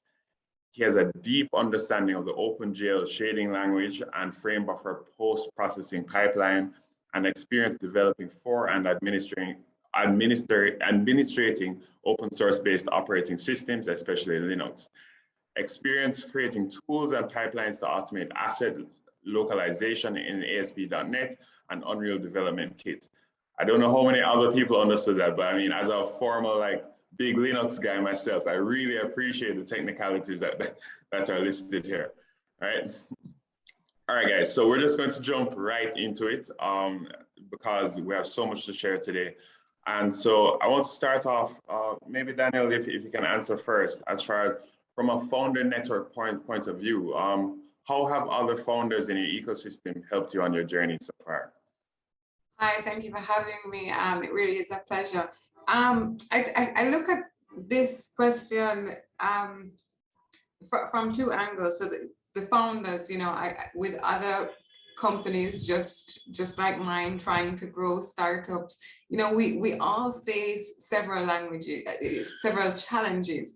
And having done work with, women and men across Latam and the Caribbean, I go, oh, I used to say you either have an accounting issue or you have a marketing issue. We're all struggling with many of the same things. And being in a network such as First Angels and the opportunities, Khalil and I actually met because they brought a few angels together in Barbados a few years ago, and we've touched base. And I remember at the time, both of us were like, oh my gosh, we need some cash, I think there's so that type of collaboration to be able to talk to each other, to see what challenges each is facing is very, very important. And also knowing that, for example, Kieran or Khalil, they're also being guided by mentors. So I could trust, and Kieran knows that I'm being mentored by Sandra or other members in the First Angels or other business networks. I think there is a trust and a sense of community and collaboration that's much easier when you're attached, if you will. We've had the benefits of reduced courses because, we're all facing the same challenges. So we tend to all want to do similar courses, and through being a part of the network, we've been able to afford doing some courses. Certainly here in Jamaica, First Angels has put us into some courses and along the way to increase our expertise. And I think what I was alluding to earlier in terms of founders of the Angels groups themselves, you have access to more markets. So because I want to break into Barbados, because we're joined like this and all of these networks are joined, I can actually call a Kieran or maybe I could call Edward if I'm thinking to break into his market, his geographic market, and say, do you have any contacts, etc. Or he would put me onto his mentors or, that kind of thing. I think most important, so of course you get access to a lot more expertise that simply we could not afford. I made a joke last week that I could not afford to have Sandra Glasgow as a mentor to me. I just genuinely, and in the forum we were speaking at, she very dryly said, no, you couldn't, right? Because I couldn't. And we have that access and opportunity to open up in new markets that I don't think we could have before. And, I'm sure we'll talk about this later, but there's an emotional support that is also available, CEO to CEO, where we can't necessarily fall apart to our team members, and we don't actually know. We can call on each other and say, I'm having a rough time. I had a friend in business text me last night and say, Daniel, I'm struggling. And we were able to bounce off each other. And I think that's just another part of being in the network and kind of the benefits that the founders have with each other. Yeah, exactly. And I mean, as an investor as well, we always talk about network effects, and from a sales and marketing perspective, you have great network effects, but directly from a founder ecosystem perspective, those network effects can definitely help you succeed and provide new opportunities as well. So very, very critical. Thanks, Daniel. And Kieran, what's it like from the other side of the Caribbean basin, from Trinidad? Do you have a similar experience? Sure, I definitely, absolutely agree with everything Danielle has said. What I'd actually like to also bring into this, right, is very much also the macro of the region. I think it's really important to understand that we are living in a region which has had either extremely stagnant or declining economic growth for the last 10 years, right? Very, very few places are experiencing maybe some minor growth, but really it has been a story of decline across the Caribbean. Economic decline. But what happens when you're not living in a geography with lots of economic growth? What happens is it then becomes a zero-sum environment. So it moves very much away from a collaborative approach to a competitive approach, right? Because when you're not growing, you're just fighting over the same resources, right? Or the same customers. And this is, I think, unfortunately, it then becomes a vicious cycle. In Silicon Valley, for example, there's a massive amount of collaboration. For example, you get laughed out of the room if you ask anybody to sign an NDA in Silicon Valley, right? As you know, Dimitri, right? And that's because nobody has time to steal your idea, right? Because they're working on their own, right? And probably it might be better, right? And that is what happens in a growth-focused environment. So that's one of the headwinds we're facing. That's one of the challenges we face in the Caribbean. It's a little different from territory to territory. I just came back from Barbados, by the way, Khalil, and I was like blown away at the immense amount of collaboration. I left every meeting with everybody with about sort of 5 more meetings set up, right? Which was absolutely fantastic across that. So I really do see that one can, certainly I know that I myself, when you guys come down to Trinidad, I have the same approach. But so that's kind of the broader context, but also Dimitri and Danielle, the second side of it is at the very earliest stage of the company. I think that's where it has a really huge effect, particularly in the Caribbean. So Ed and myself, right, a banker and a baker, not obvious candidates to start a healthcare tech company, right? The first thing we needed to do was to reach out to expertise. Of course, now we're a little further on and we've been able to formally build out our team and bring on board strong technical leads. But early on, we didn't necessarily have that. So we were leveraging actually like a lot of informal advice. And a lot of that was literally like from going for beers with some of my programmer friends, right? And sharing and kind of like, asking for insights, being like, hey, these guys are driving me crazy. I need your advice, right? This type of thing. And maybe I come from like a finance background, right? An investment banking background. So they're like, okay, we're structuring our round. I'm like, okay, this is how it's done. This is what investors like to see, et cetera, et cetera. And really like plugging the gaps, because early on, as Danielle said, you can't afford to pay someone to plug those gaps at all. So yeah, I think that is absolutely crucial. I think it is also maybe a point where people early founders, particularly in the Caribbean, underinvest their time. Maybe you invest a lot of your time in getting senior mentors, but less so in terms of tech founder peers. I'll give you a perfect example. Like we may know some fantastic and have access, because the Caribbean is small, and you have fantastic sort of people, like yourself, Dimitri, or Joe and Sandra, who give of their time. But also they built different businesses. They may be huge businesses. They may be businesses with hundreds of millions of dollars. But the growth arc of, for example, an industrial conglomerate is very, very different to a growth arc of a tech startup. So even though they may be able to share incredibly valuable advice, it's not necessarily the same type of experience. And that's where actually your peers, even though they may not have that level, have achieved as yet that level of sort of success, can actually share a lot of incredibly valuable advice. Yeah. If you don't mind, I would love to jump on top of what Kieran just said. Sure.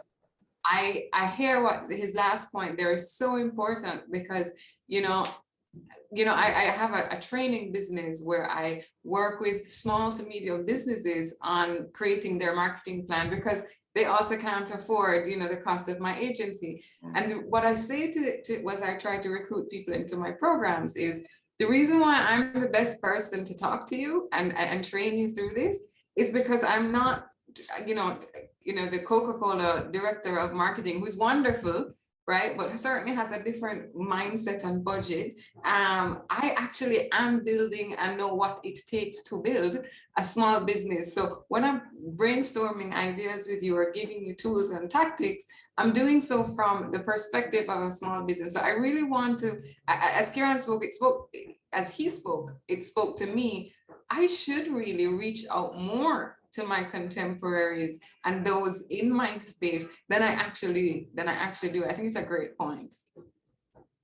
Yeah, definitely. And there's in my previous roles with accelerators and incubator programs, etc., we always used to get the best results from other founders speaking to accelerator cohorts, etc., because it's more relatable. If somebody is a large executive and has not gone through what I would refer to as genuinely the struggle of trying to keep something afloat, a business afloat, making payroll every month and all of those things, and going through that anxiety and that challenge of it, then the advice is just not as relatable. And I think that oftentimes as founders, we discredit our own experiences, thinking that, oh, this person at some very successful company is going to have more expertise than we do, but genuinely, the most qualified person at the time oftentimes is yourself, who's directly in that struggle. You can take in input from your peers and distill that information to what is applicable. But at the end of the day, as founders, we have to leverage our founder network, understand the challenges, and then just execute and keep things rolling from there.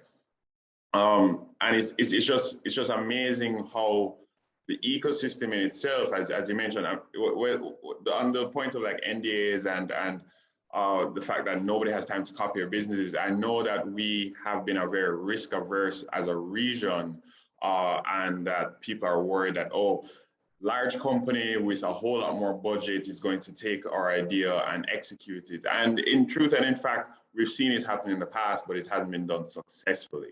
And that's because as founders, yourself with the passion element, the grit, that chip on your shoulder that made you go after that in the first place is really that competitive advantage that's going to drive you going forward, and what makes that founder ecosystem that you have the most valuable element in your arsenal, I believe.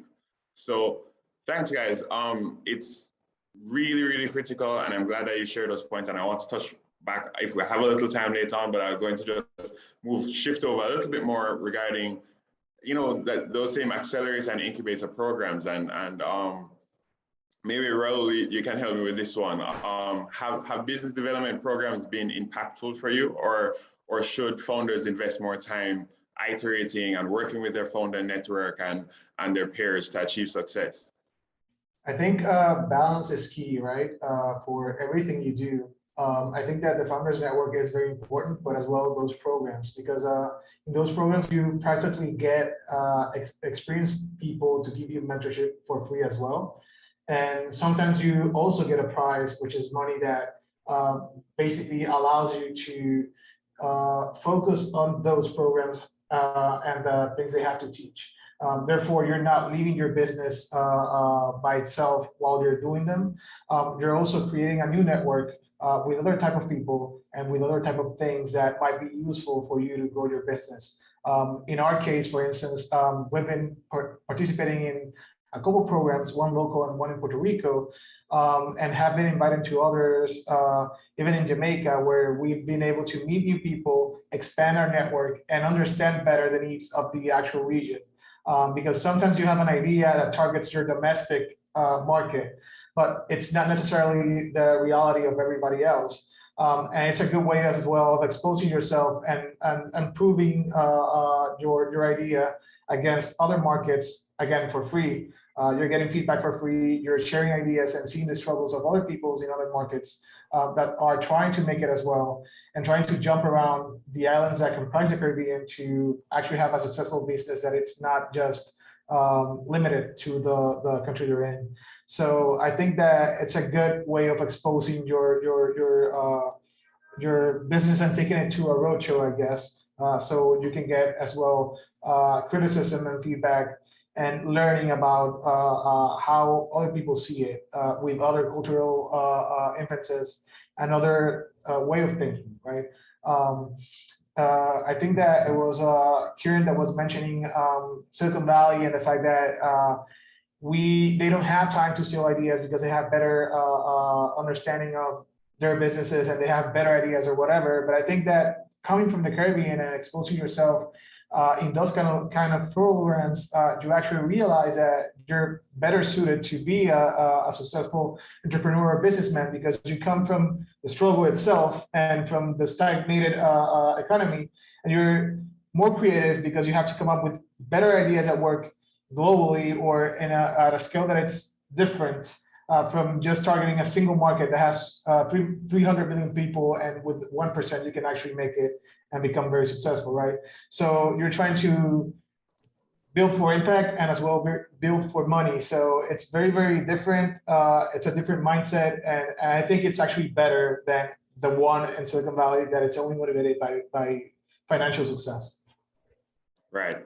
Yeah, and I want to touch back on that financial point, but I also want to hear from Ed, like what's your viewpoints on the same topic? Yeah, sure. So we actually have spent some time with some of the incubator programs, and I've had really good experiences with them. Not just in terms of sort of the content that they share with us, but also building the network that a few of you guys have touched on as well, in terms of building out that founder network, building out that mentorship network, in terms of what is sort of lacking in our sort of local space that we can sort of access in another space. But to also touch on the other points with regards to where you should sort of try and focus your energy. I like what Raul said with regards to finding a balance. I think myself and Kieran are quite lucky where we're a co-founder team. So we're able to sort of maybe sort of delegate tasks a bit, but I can see how that could be a real struggle with somebody who's maybe a single founder, sort of trying to balance a business and sort of say, okay, well, I need to build my network, I need to iterate as well and sort of develop my process and my product. So it really can be a real struggle. In our sense, we have never stopped iterating. I think that we started off with an idea of what we want to build, and we have not stopped sort of manipulating and changing and getting feedback from our customers to sort of build out what is the product you see today. You know, we've always had the mindset where, you know, you put a product into the market and that product is only new once. The minute it hits the market, it starts to age, it starts to decay, and you start to say, okay, well, how can I improve that? You know, what has the feedback from my customers been like? And I think we've been lucky enough being a team, but also building out a good team, but also building out a good network as well, to be able to get really good feedback, iterate on our product, and at the same time, be able to sort of get into some of these incubator programs, these business development programs as well.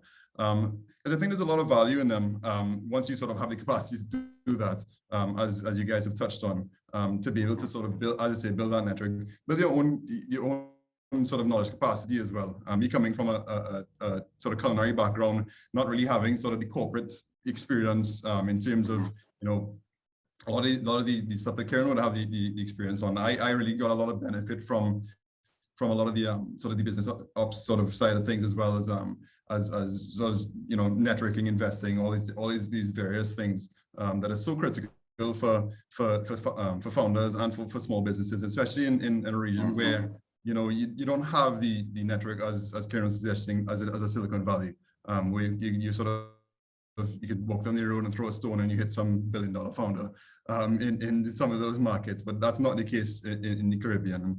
And so yeah, so I think it goes back to that sort of point that Raul made initially, just to try and find that balance.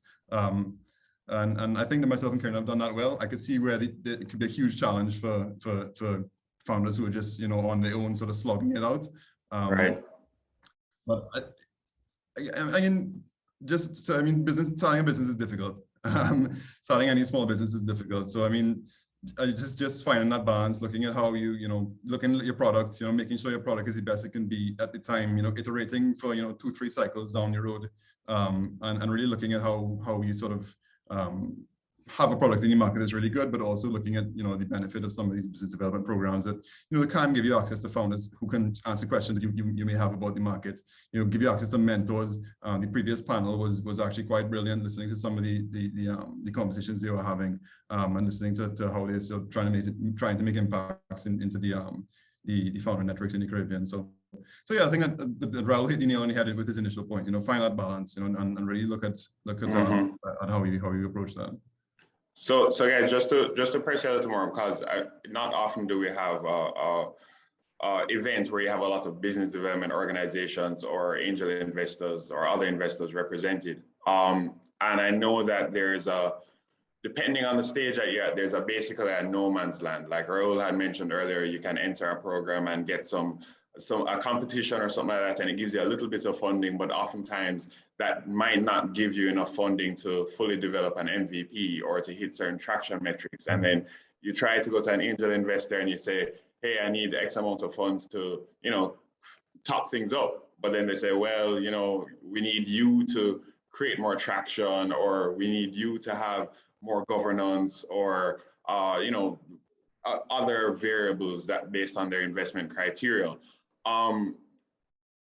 Because of that, a lot of people have entirely shunned the accelerator and incubator process and decided to, stay in their room and work on this 14 hours per day or how much ever time available to hit some amount of traction and then go back to market. But then oftentimes being, at that point, having a very myopic view because they have not gone through the accelerators, etc., created their own founder network. They are way too siloed and niche, and therefore also eliminate themselves from investment opportunities. What are some ways or some things that an investor could help to support that process for founders who are, as you mentioned, trying to create that balance? Like they're doing the time, investing the time in their founder network and mentors and all of the best practices for business, but at the same time, they also need more financial assistance to scale their MVP, their product, their service, etc. going forward. I mean, I think it's difficult because I think culturally, especially if coming from the tech space, I think all of us are sort of touching there in some way as part of our businesses. I think culturally in the Caribbean, we really don't have that sort of understanding of what tech is and how it could kind of grow. And Kieran touched on it in terms of how these businesses sort of kind of hockey stick in terms of their growth, whereas a more traditional business kind of has that slow arc of growth. So maybe investors can have a bit more faith in what technology can do in terms of what some of these businesses can offer. I think some of the programs that were discussing in previous panel with regards to some of the angel networks. I think that seeing that, and so that sort of gives you sort of a fresh light on what the sort of the investor networks look like in terms of what's available to us as founders. But I think that maybe having a bit more faith in founders, having a bit more faith in the markets that we're trying to sort of penetrate into, we're trying to disrupt in many cases, can have a lot of impact on some of these businesses, as opposed to in some cases where a mentor may come in or an investor may come in and want 50% of equity of the company for pennies, and not really understand what the model is, not really understand what you're trying to achieve, not really understand how you want to achieve that, because it may not be in a traditional sense. So I think that could be something that investors could look at. But also saying, maybe there's different vehicles for investment. There's ways that we can assist you that may not be the traditional sort of equity investment or some kind of debt financing agreement, that can sort of accelerate a startup from point of sort of ideation to point of sort of scalability relatively quickly. As opposed to sort of saying, okay, well, bootstrap your way to some sort of traction, and then, we'll talk to you then. You have a bit of faith in what technology can do. Look at the founders, look at the ideas, and really give us some credit in terms of the ideas we're trying to put across.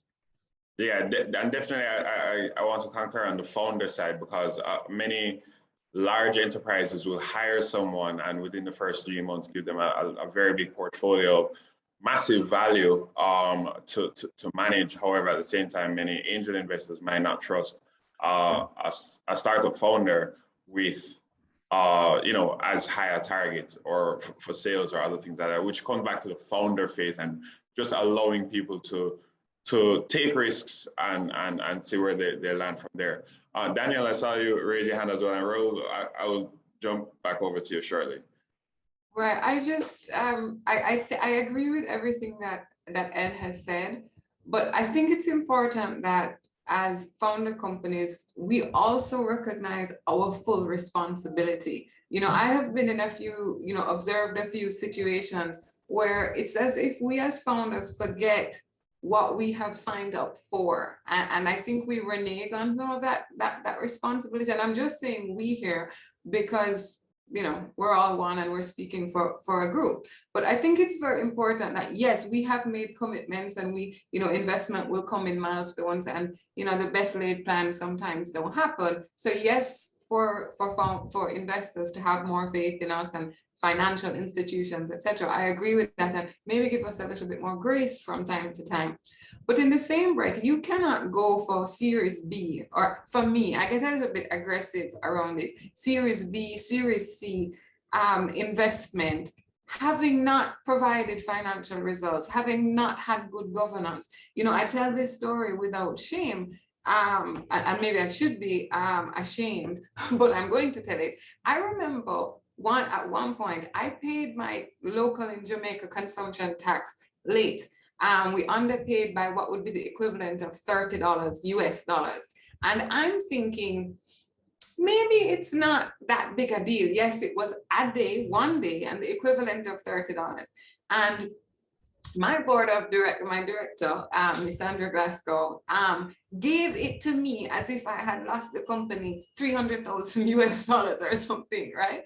And what she was driving home to me was, it wasn't the $30, it was the governance, it was the systems, it was the processes, it was the fact that we were going to go to the tax office and ask for a compliance certificate and all the other things. So here am I annoyed. Why is she giving me a hard time over $30? And it wasn't that. It was, Daniel, in black and white, you have a commitment to keep this company tax compliant. You have a commitment to give us financial results in a certain way on the 30th of every month, up to 60 days. And we forget. And I'll stop here, but I literally could speak for an hour on this, because we forget how important it is.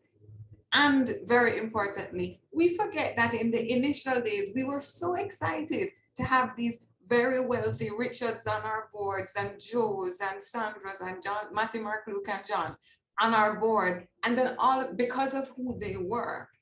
And then all of a sudden we start to resist them and reject them. And that collaborative, yay, we're so excited press conference just goes straight out the door. And I have a very big problem with that. It's as if we forget once we get the money. So it's Ed's point, But I think we have to remember that our responsibility as founders as well. And by the way, I'm not perfect in any of this. I just told my own story. So it's not teacher's pet speaking by any stretch. Yeah, thanks, Daniel. And I mean, just to add on, pre-funding or post-funding, it's also just a relatively easy win. You're demonstrating your capacity and you're demonstrating your commitment to good governance, which engenders trust as well. So if you haven't gotten any funding yet, but maybe you want a competition or got some amount of cash from an accelerator, incubator program or other opportunities, and you're ticking off the boxes, I think it's going to help to demonstrate your leadership and the dynamism of the leadership of not just building a great product, service, company, hiring, other things, but making sure that the compliance and governance is covered as well. And this also applies to those other areas in the same way, but of course, compliance being the example. So thanks for that. Raul? Yeah, well, my comment is a little bit around what Daniel was saying. There's a lot of like noise or contamination regarding getting funds. When you see movies or you read books, you only see about you only read about profits and success, but people do not understand that you're making a commitment to someone else that their money is going to become more money. So you're going to be reliable and you're going to be someone that puts in the work, and you can't resist the measurements of your success. So the best money, it's not necessarily free money, and also the best money is smart money. So it's again talking about balance and choosing the right partner for the trip. It's not just getting funds from whoever and then just trying to make them a buck or a quick buck for whatever they give you. You need to figure out a way of having someone that trusts your product and your capabilities, but as well that gives you space and grace to actually commit to whatever you said you were going to commit. And sometimes things do not go according to plan, but still you need to have someone that has faith that you're working on the best interest of the company or the business, rather than the actual loot you got when you got the investment. Because sometimes people just get like blinded by the financial success or whatever validation that money gives you, rather than keeping going with the same thirst or push to actually make it. It's not just the first round. You need to make it for other rounds, and you need to actually have something that represents you in terms of reliability before going to someone and ask for money. So I think that it's not just the fact that investors are not trusting Caribbean entrepreneurs. It's just the fact that sometimes we don't like the KPIs and the way they measure the progress after we get the money. So in the end, it's a bigger risk than we think, because of economy being stagnated and that steep curve not being something that you can see as a hockey stick growth real fast, then you need to actually measure better the way you invest and you give money to someone.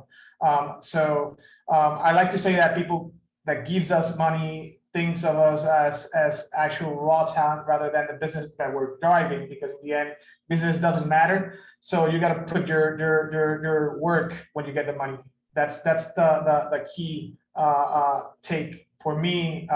And it's uncomfortable. It's not something that I like, but it's something that has to happen, because in the end, it gives you governance, makes you responsible, and it makes you understand what you're going to expect when you become an investor as well. So it's a two-way street, I guess. Yeah, definitely. Thanks. And I want us to just keep it moving because trying to keep up with time here. But a major issue with all businesses overall is like mental health and healthy lifestyles, as we put our all and even then some on top of it into our companies, right? Khalil, maybe you can help me with this one to start off with. What are some of the unexpected elements of your business ecosystem that you learned to incorporate to survive from a lifestyle and mental health point of view? Thanks so much, Dimitri, and good morning and afternoon to everybody out there. So I feel as though the panelists have touched on a number of really key issues. One of the big ones being trust in the people who you work with, so your co-founders, trust in the people who you then ultimately hire, and then of course working with your investors and them trusting you and you trusting them that they're going to lead you in the right direction.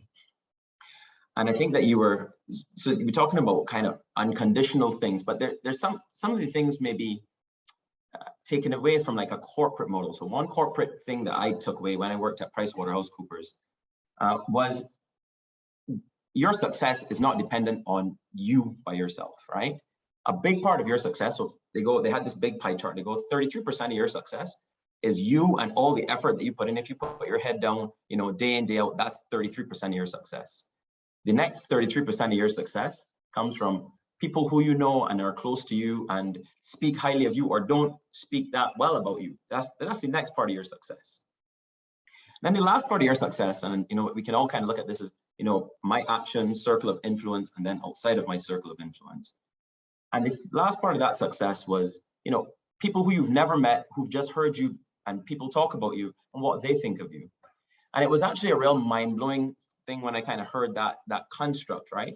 So it made me go, how hard do I have to work in my business doing the things that I have to do every day? And how hard do I have to work on my business, right? And so that was kind of one of the unconventional, kind of taking that first construct and then stepping back and going, what is it that I need to do? So in the beginning days of our company, I was out there and installing devices, and so our business does vehicle fleet management. And it's literally blood, sweat, and tears, right? Getting cut by pieces of metal and bleeding and going, oh my God, all the systems just went offline, and figuring out how you have to deal with that. And then realizing that there's a transition, and how do you, there's in life, we kind of figure a transition, as for guys, we grow a beard, you get older, your voice gets a little bit deeper. These are obvious transitions. But in your business, you don't see the same kind of transitions, but they happen, right? And you have to be there to recognize those transitions. So I think one of the key parts for me was figuring out, who are the people who I really want around me when it kind of going gets tough and the tough gets going. How do I deal with that? And then what are the transitional points? As I kind of then looked through the next pieces, I, outside of the work every single day, you kind of have to sharpen the sword. We see that from the 7 Habits of Highly Effective People. So for me, a big part was continuing education. I read a lot, but then of course, and this is going to sound uber cliche, so please don't beat me up for sounding uber cliche. But everybody, you need to kind of step back, and whether that's your prayer, whether that's your moment in the morning to just reflect. For me, it's meditation. And I think every Silicon Valley person is now talking about meditation.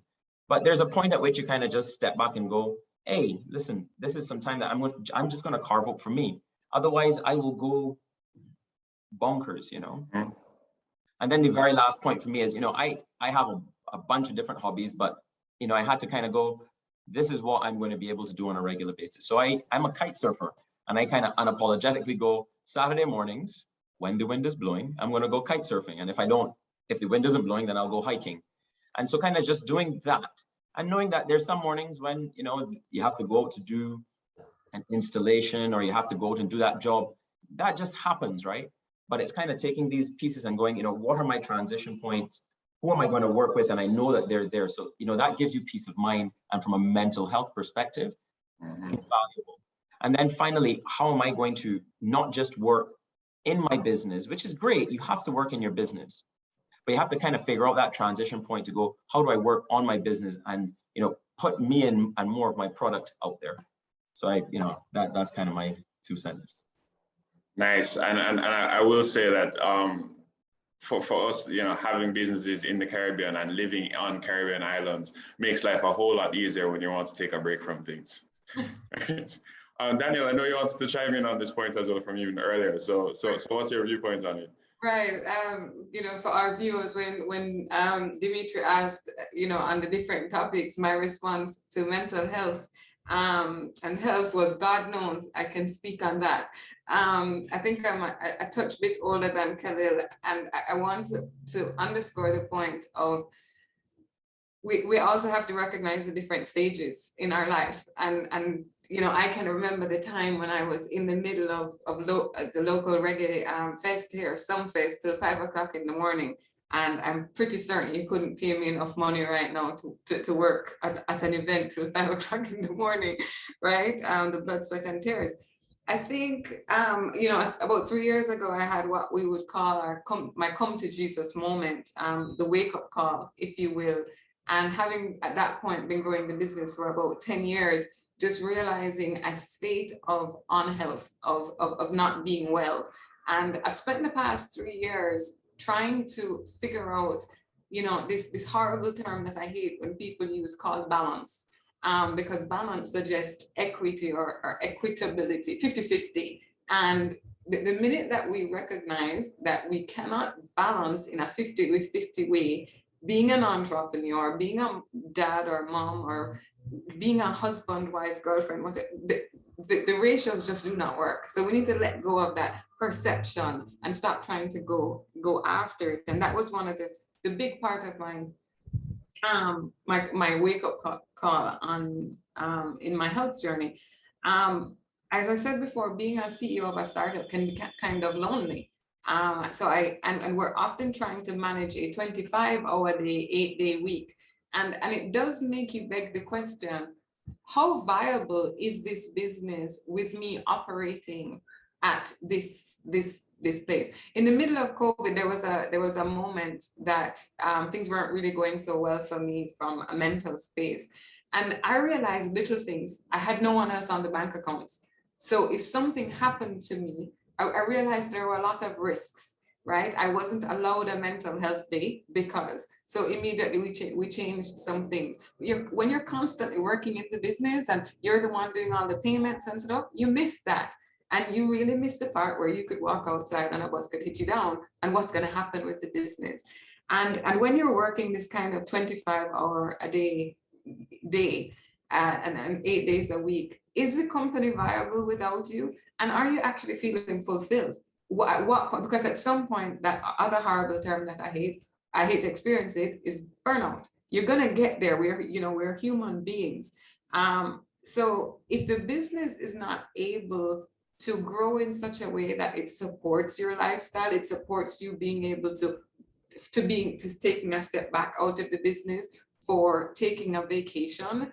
I'm about to go see my daughter graduate from school, and I cannot figure out how to take off the day just because of where things are. That's not healthy.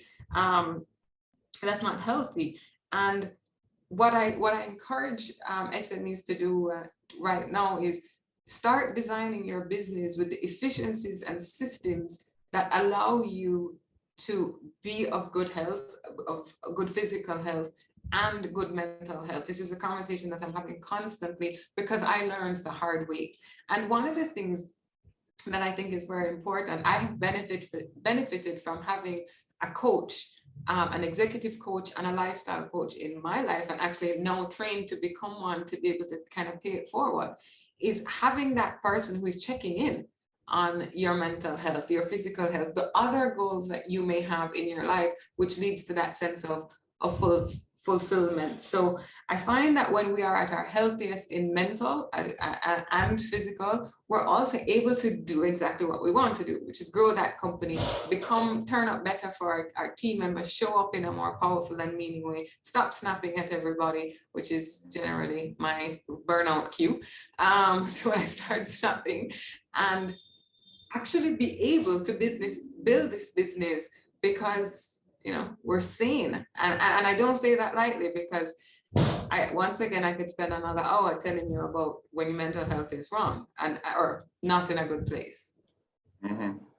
Yeah, thanks for that. And there's so many nuances, as you said, like based on stage as well. I know, for instance, it was earlier this year, I got a great opportunity with a new client, and I said, want to jump on it, can't miss it. It's going to be a huge catalyst for growth, but I don't have the cash flow to hire a new person immediately. And a new person also takes time to onboard and get up to speed.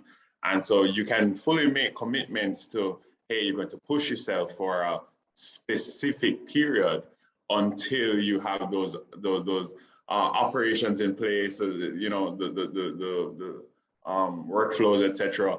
But then you have to know the cycles, and you have to know what you can do, what you can't, and then especially with, I think that we all need hard boundaries as well around certain things. I have hard-coded meals into my day now, because otherwise you're working, don't remember any at all. And by the end of the evening, you realize you didn't eat anything in the day. The same way you try to hard code, you know, breaks and other things like that. So that way you can keep some amount of sanity, because otherwise being so passionate and knowing the pressure and knowing what your customers are asking for and all of these other things, you will just push, go, because this is your baby, and you don't think of personal sacrifice or your personal relationship impact overall. But as you said, Daniel, like you have to also work out, is it sustainable otherwise? And if it isn't, then you're just not operating. You haven't found the right business model, or you haven't found the right operating structure, right? Sure. Is it sustainable? Is it sustainable as a business, and is it sustainable for you? I mean, I have the amount of research that I have done on adrenal fatigue and then I started to do adrenal fatigue for entrepreneurs, and the statistics are unbelievable around it. And as you said, you know, like hard coding meals into your life, it sounds so simple, like guys just get up and go and eat something. No, actually it's not. It's really not. As if when you said that, you kind of, as we say in Jamaica, touch a corn with me. And it's not worth it. You know, this 2 weeks that I'm in right now, it's on go. It's a season of go, right? We're all entering probably the end of our financial year, and we're just gonna get it together, right? We've just got to do it. But that cannot be the way we operate at all times, because at some point, as happened to me earlier this year, the body's gonna say no. And then your business that doesn't have those efficiencies and systems that you really should have had in place kind of goes, you know, and it leads you through this cycle. And I was really thankful to have this discussion, that this was a part of our discussion, and I really hope more SMEs are listening to this. It's actually a gospel I preach often now. Right. Yeah. Thanks. Yeah. I wish we had more time to go through so much more on these points. Maybe we should have another webinar separate and apart on it, because it actually comes up. I have a weekly session on Twitter, a Twitter space every Tuesday, and mental health and management comes up so often as just points to discuss, and normally attracts a lot of people. It's really imperative. So guys, we have to wrap up, but before we do, I just want to touch on, I mean, our topic was, you know, how can local ecosystems support angel-backed startups and early stage firms to build resilience? And if you can give me like one point, just one sentence, each of you, as far as one thing you wish was just there as an additional area of support to make you more resilient and make this process more viable going down the road. Let me start with Raul, and then we'll come back around the table. An hour a free hour of weekly mentorship would be very helpful. It's free mentorship as well.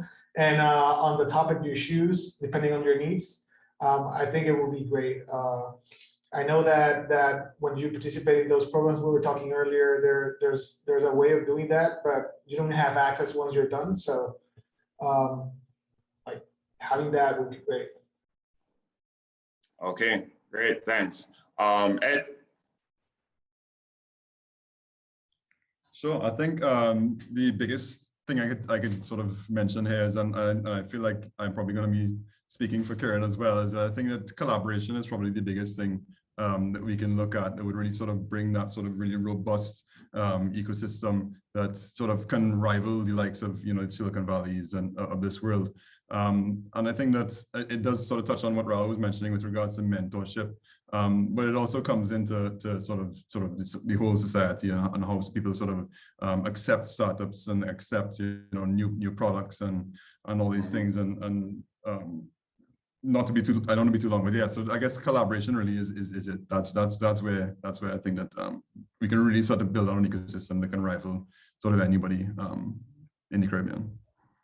Yeah, and I had one note from our first question earlier, but basically on the point of collaboration, we really and truly as founders need to collaborate to achieve economies of scale faster, share expenses, share resources, other things that allow us to focus on our products and service for traction, but minimize our expenses as best as possible. And I don't think we do that often enough, any at all. So yeah, thanks for that point. Khalil? Hi, everyone. So I actually wrote 2 points. One was kind of constant startup knowledge, right? So these startups going to the investors and not knowing how to pitch and not understanding a term sheet and not be like that doesn't fly, right? But then similarly, the investors need to kind of look at the startups and not go, I'm picking winners all the time, every day. Like nobody in this world has ever picked only winners. Even if we look at Warren Buffett, right? There have been some losses, and we kind of have to look at what does a startup fund look like, right? Where we have, okay, my generated returns over the next 5 years are going to be 10, 20, 30, 40, 50%, whatever the target is. And constantly having that conversation. And I think that you spoke a lot about it there, Ed, collaboration, both up and down, right? Being able to share resources. Could you imagine if I didn't have to pay my own, my own accountant, I could share that and we could have a dedicated accountant for 3 businesses? It would be marvelous, right? But I have to buy my own and blah, blah, blah. And then, sorry, the very last one was, let's find synergies, right? And I have approached our competitors in the region, locally and in the region. I said, guys, let's go dominate the region, or let's go dominate, kind of this region in Latin America. And people are still like, no, I want to have my business and I run that. And I'm like, so what we then go off and do is we go off and solve the problem. I think it comes back to the same thing. Let's collaborate, find those synergies, and just work together. And, the people who want to will, and the people who don't want to, won't. But let's see if we can make more of an effort in that direction. All right, thanks, Khalil. Daniel? Daniel, you're on mute. Sorry. I think it would be remiss of me to point out what is glaringly obvious in our region is on our screen right now, that there are just not enough women being represented. If there's a McKinsey article that I keep referring to, it's called Diversity Matters, and they've done a few. It's talking about a few reiterations of it. And talking about diversity matters more in the corporate space, but you can use a lot of it in the ecosystem that we're operating in. And I think what needs to happen is a more focused approach to investing in women, understanding the very clear challenges that they face. Maybe some of the biases that happen to them in the formal banking system, because let's not pretend, I used to actually pretend they weren't real. I'm like the most anti-feminist woman there is, until I started having experiences and said, oh my God, there is gender bias here. There's gender bias with corporate dealing with me. It happens all the time. And I don't say that from a lie down and the world is over perspective.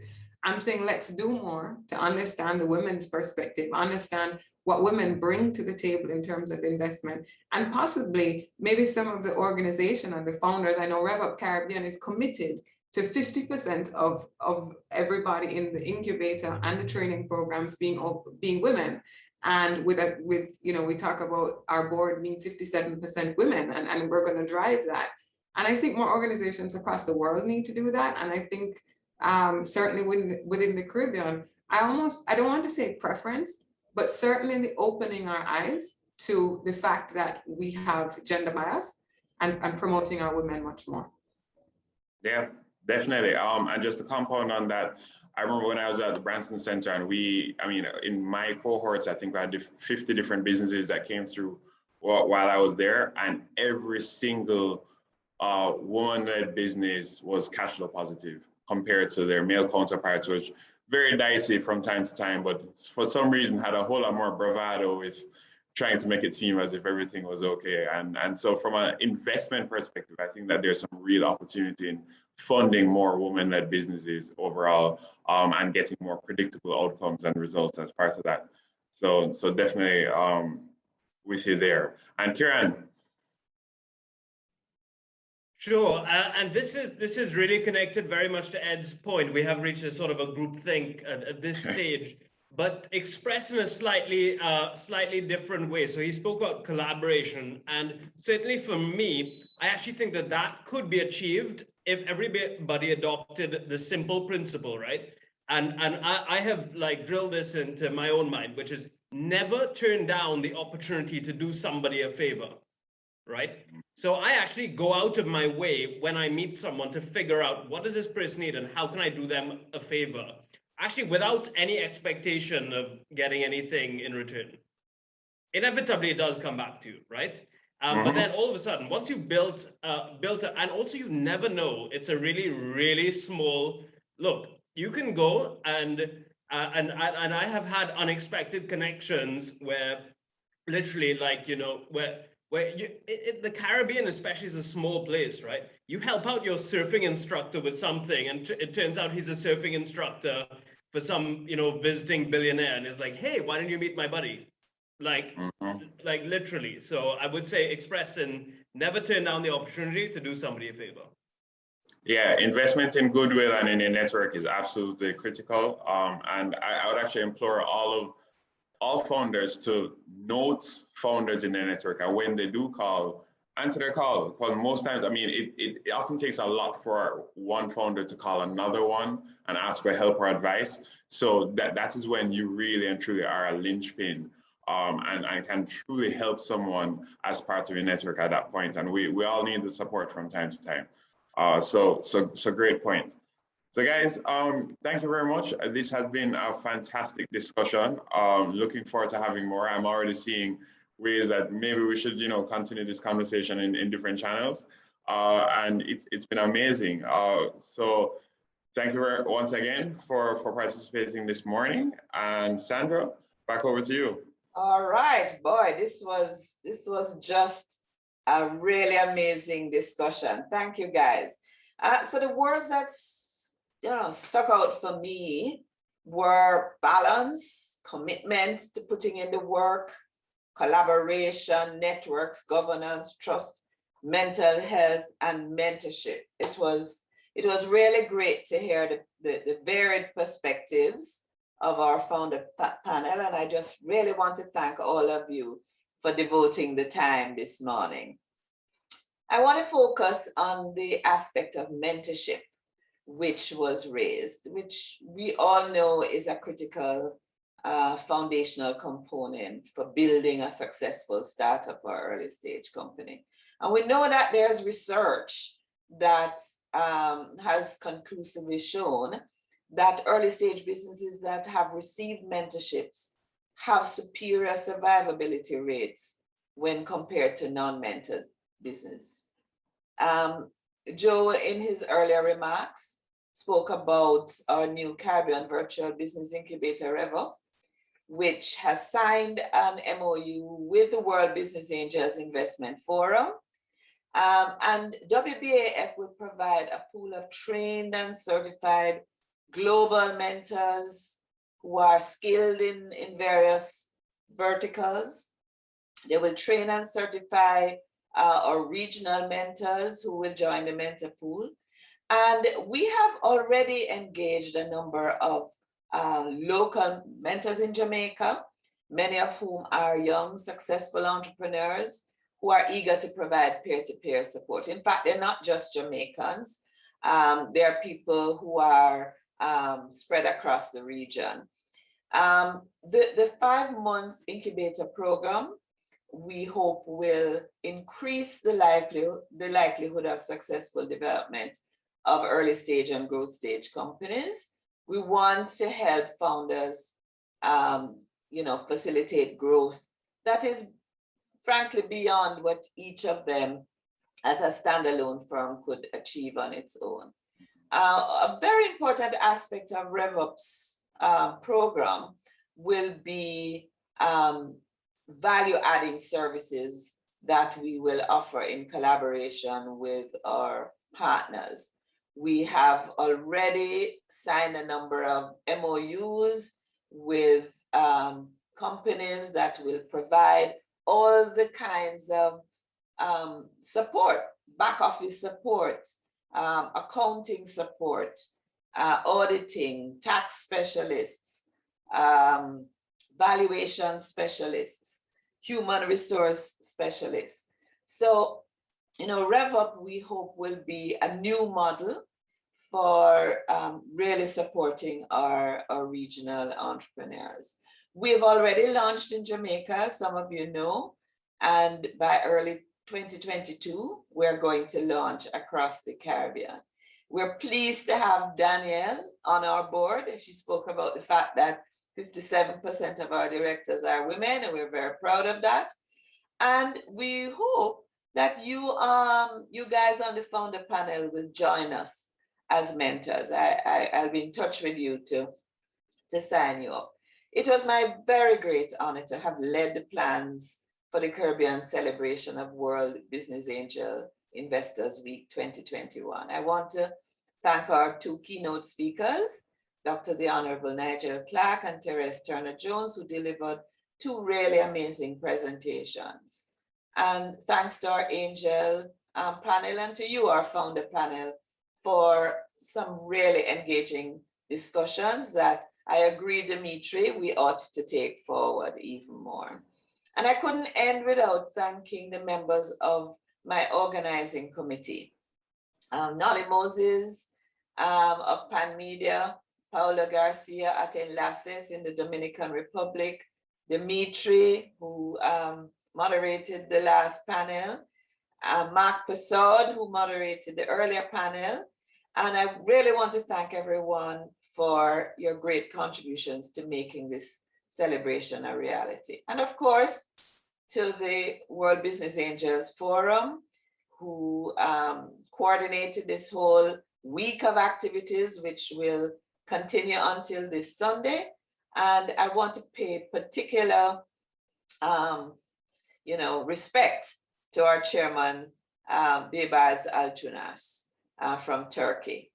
I want to thank all of you in the audience for joining us today. And to let you know that the recording of this event will be available on the website of the WBAF in a few days and on First Angels Jamaica and RevUp's websites. Have a great weekend, everyone. Thank you so much.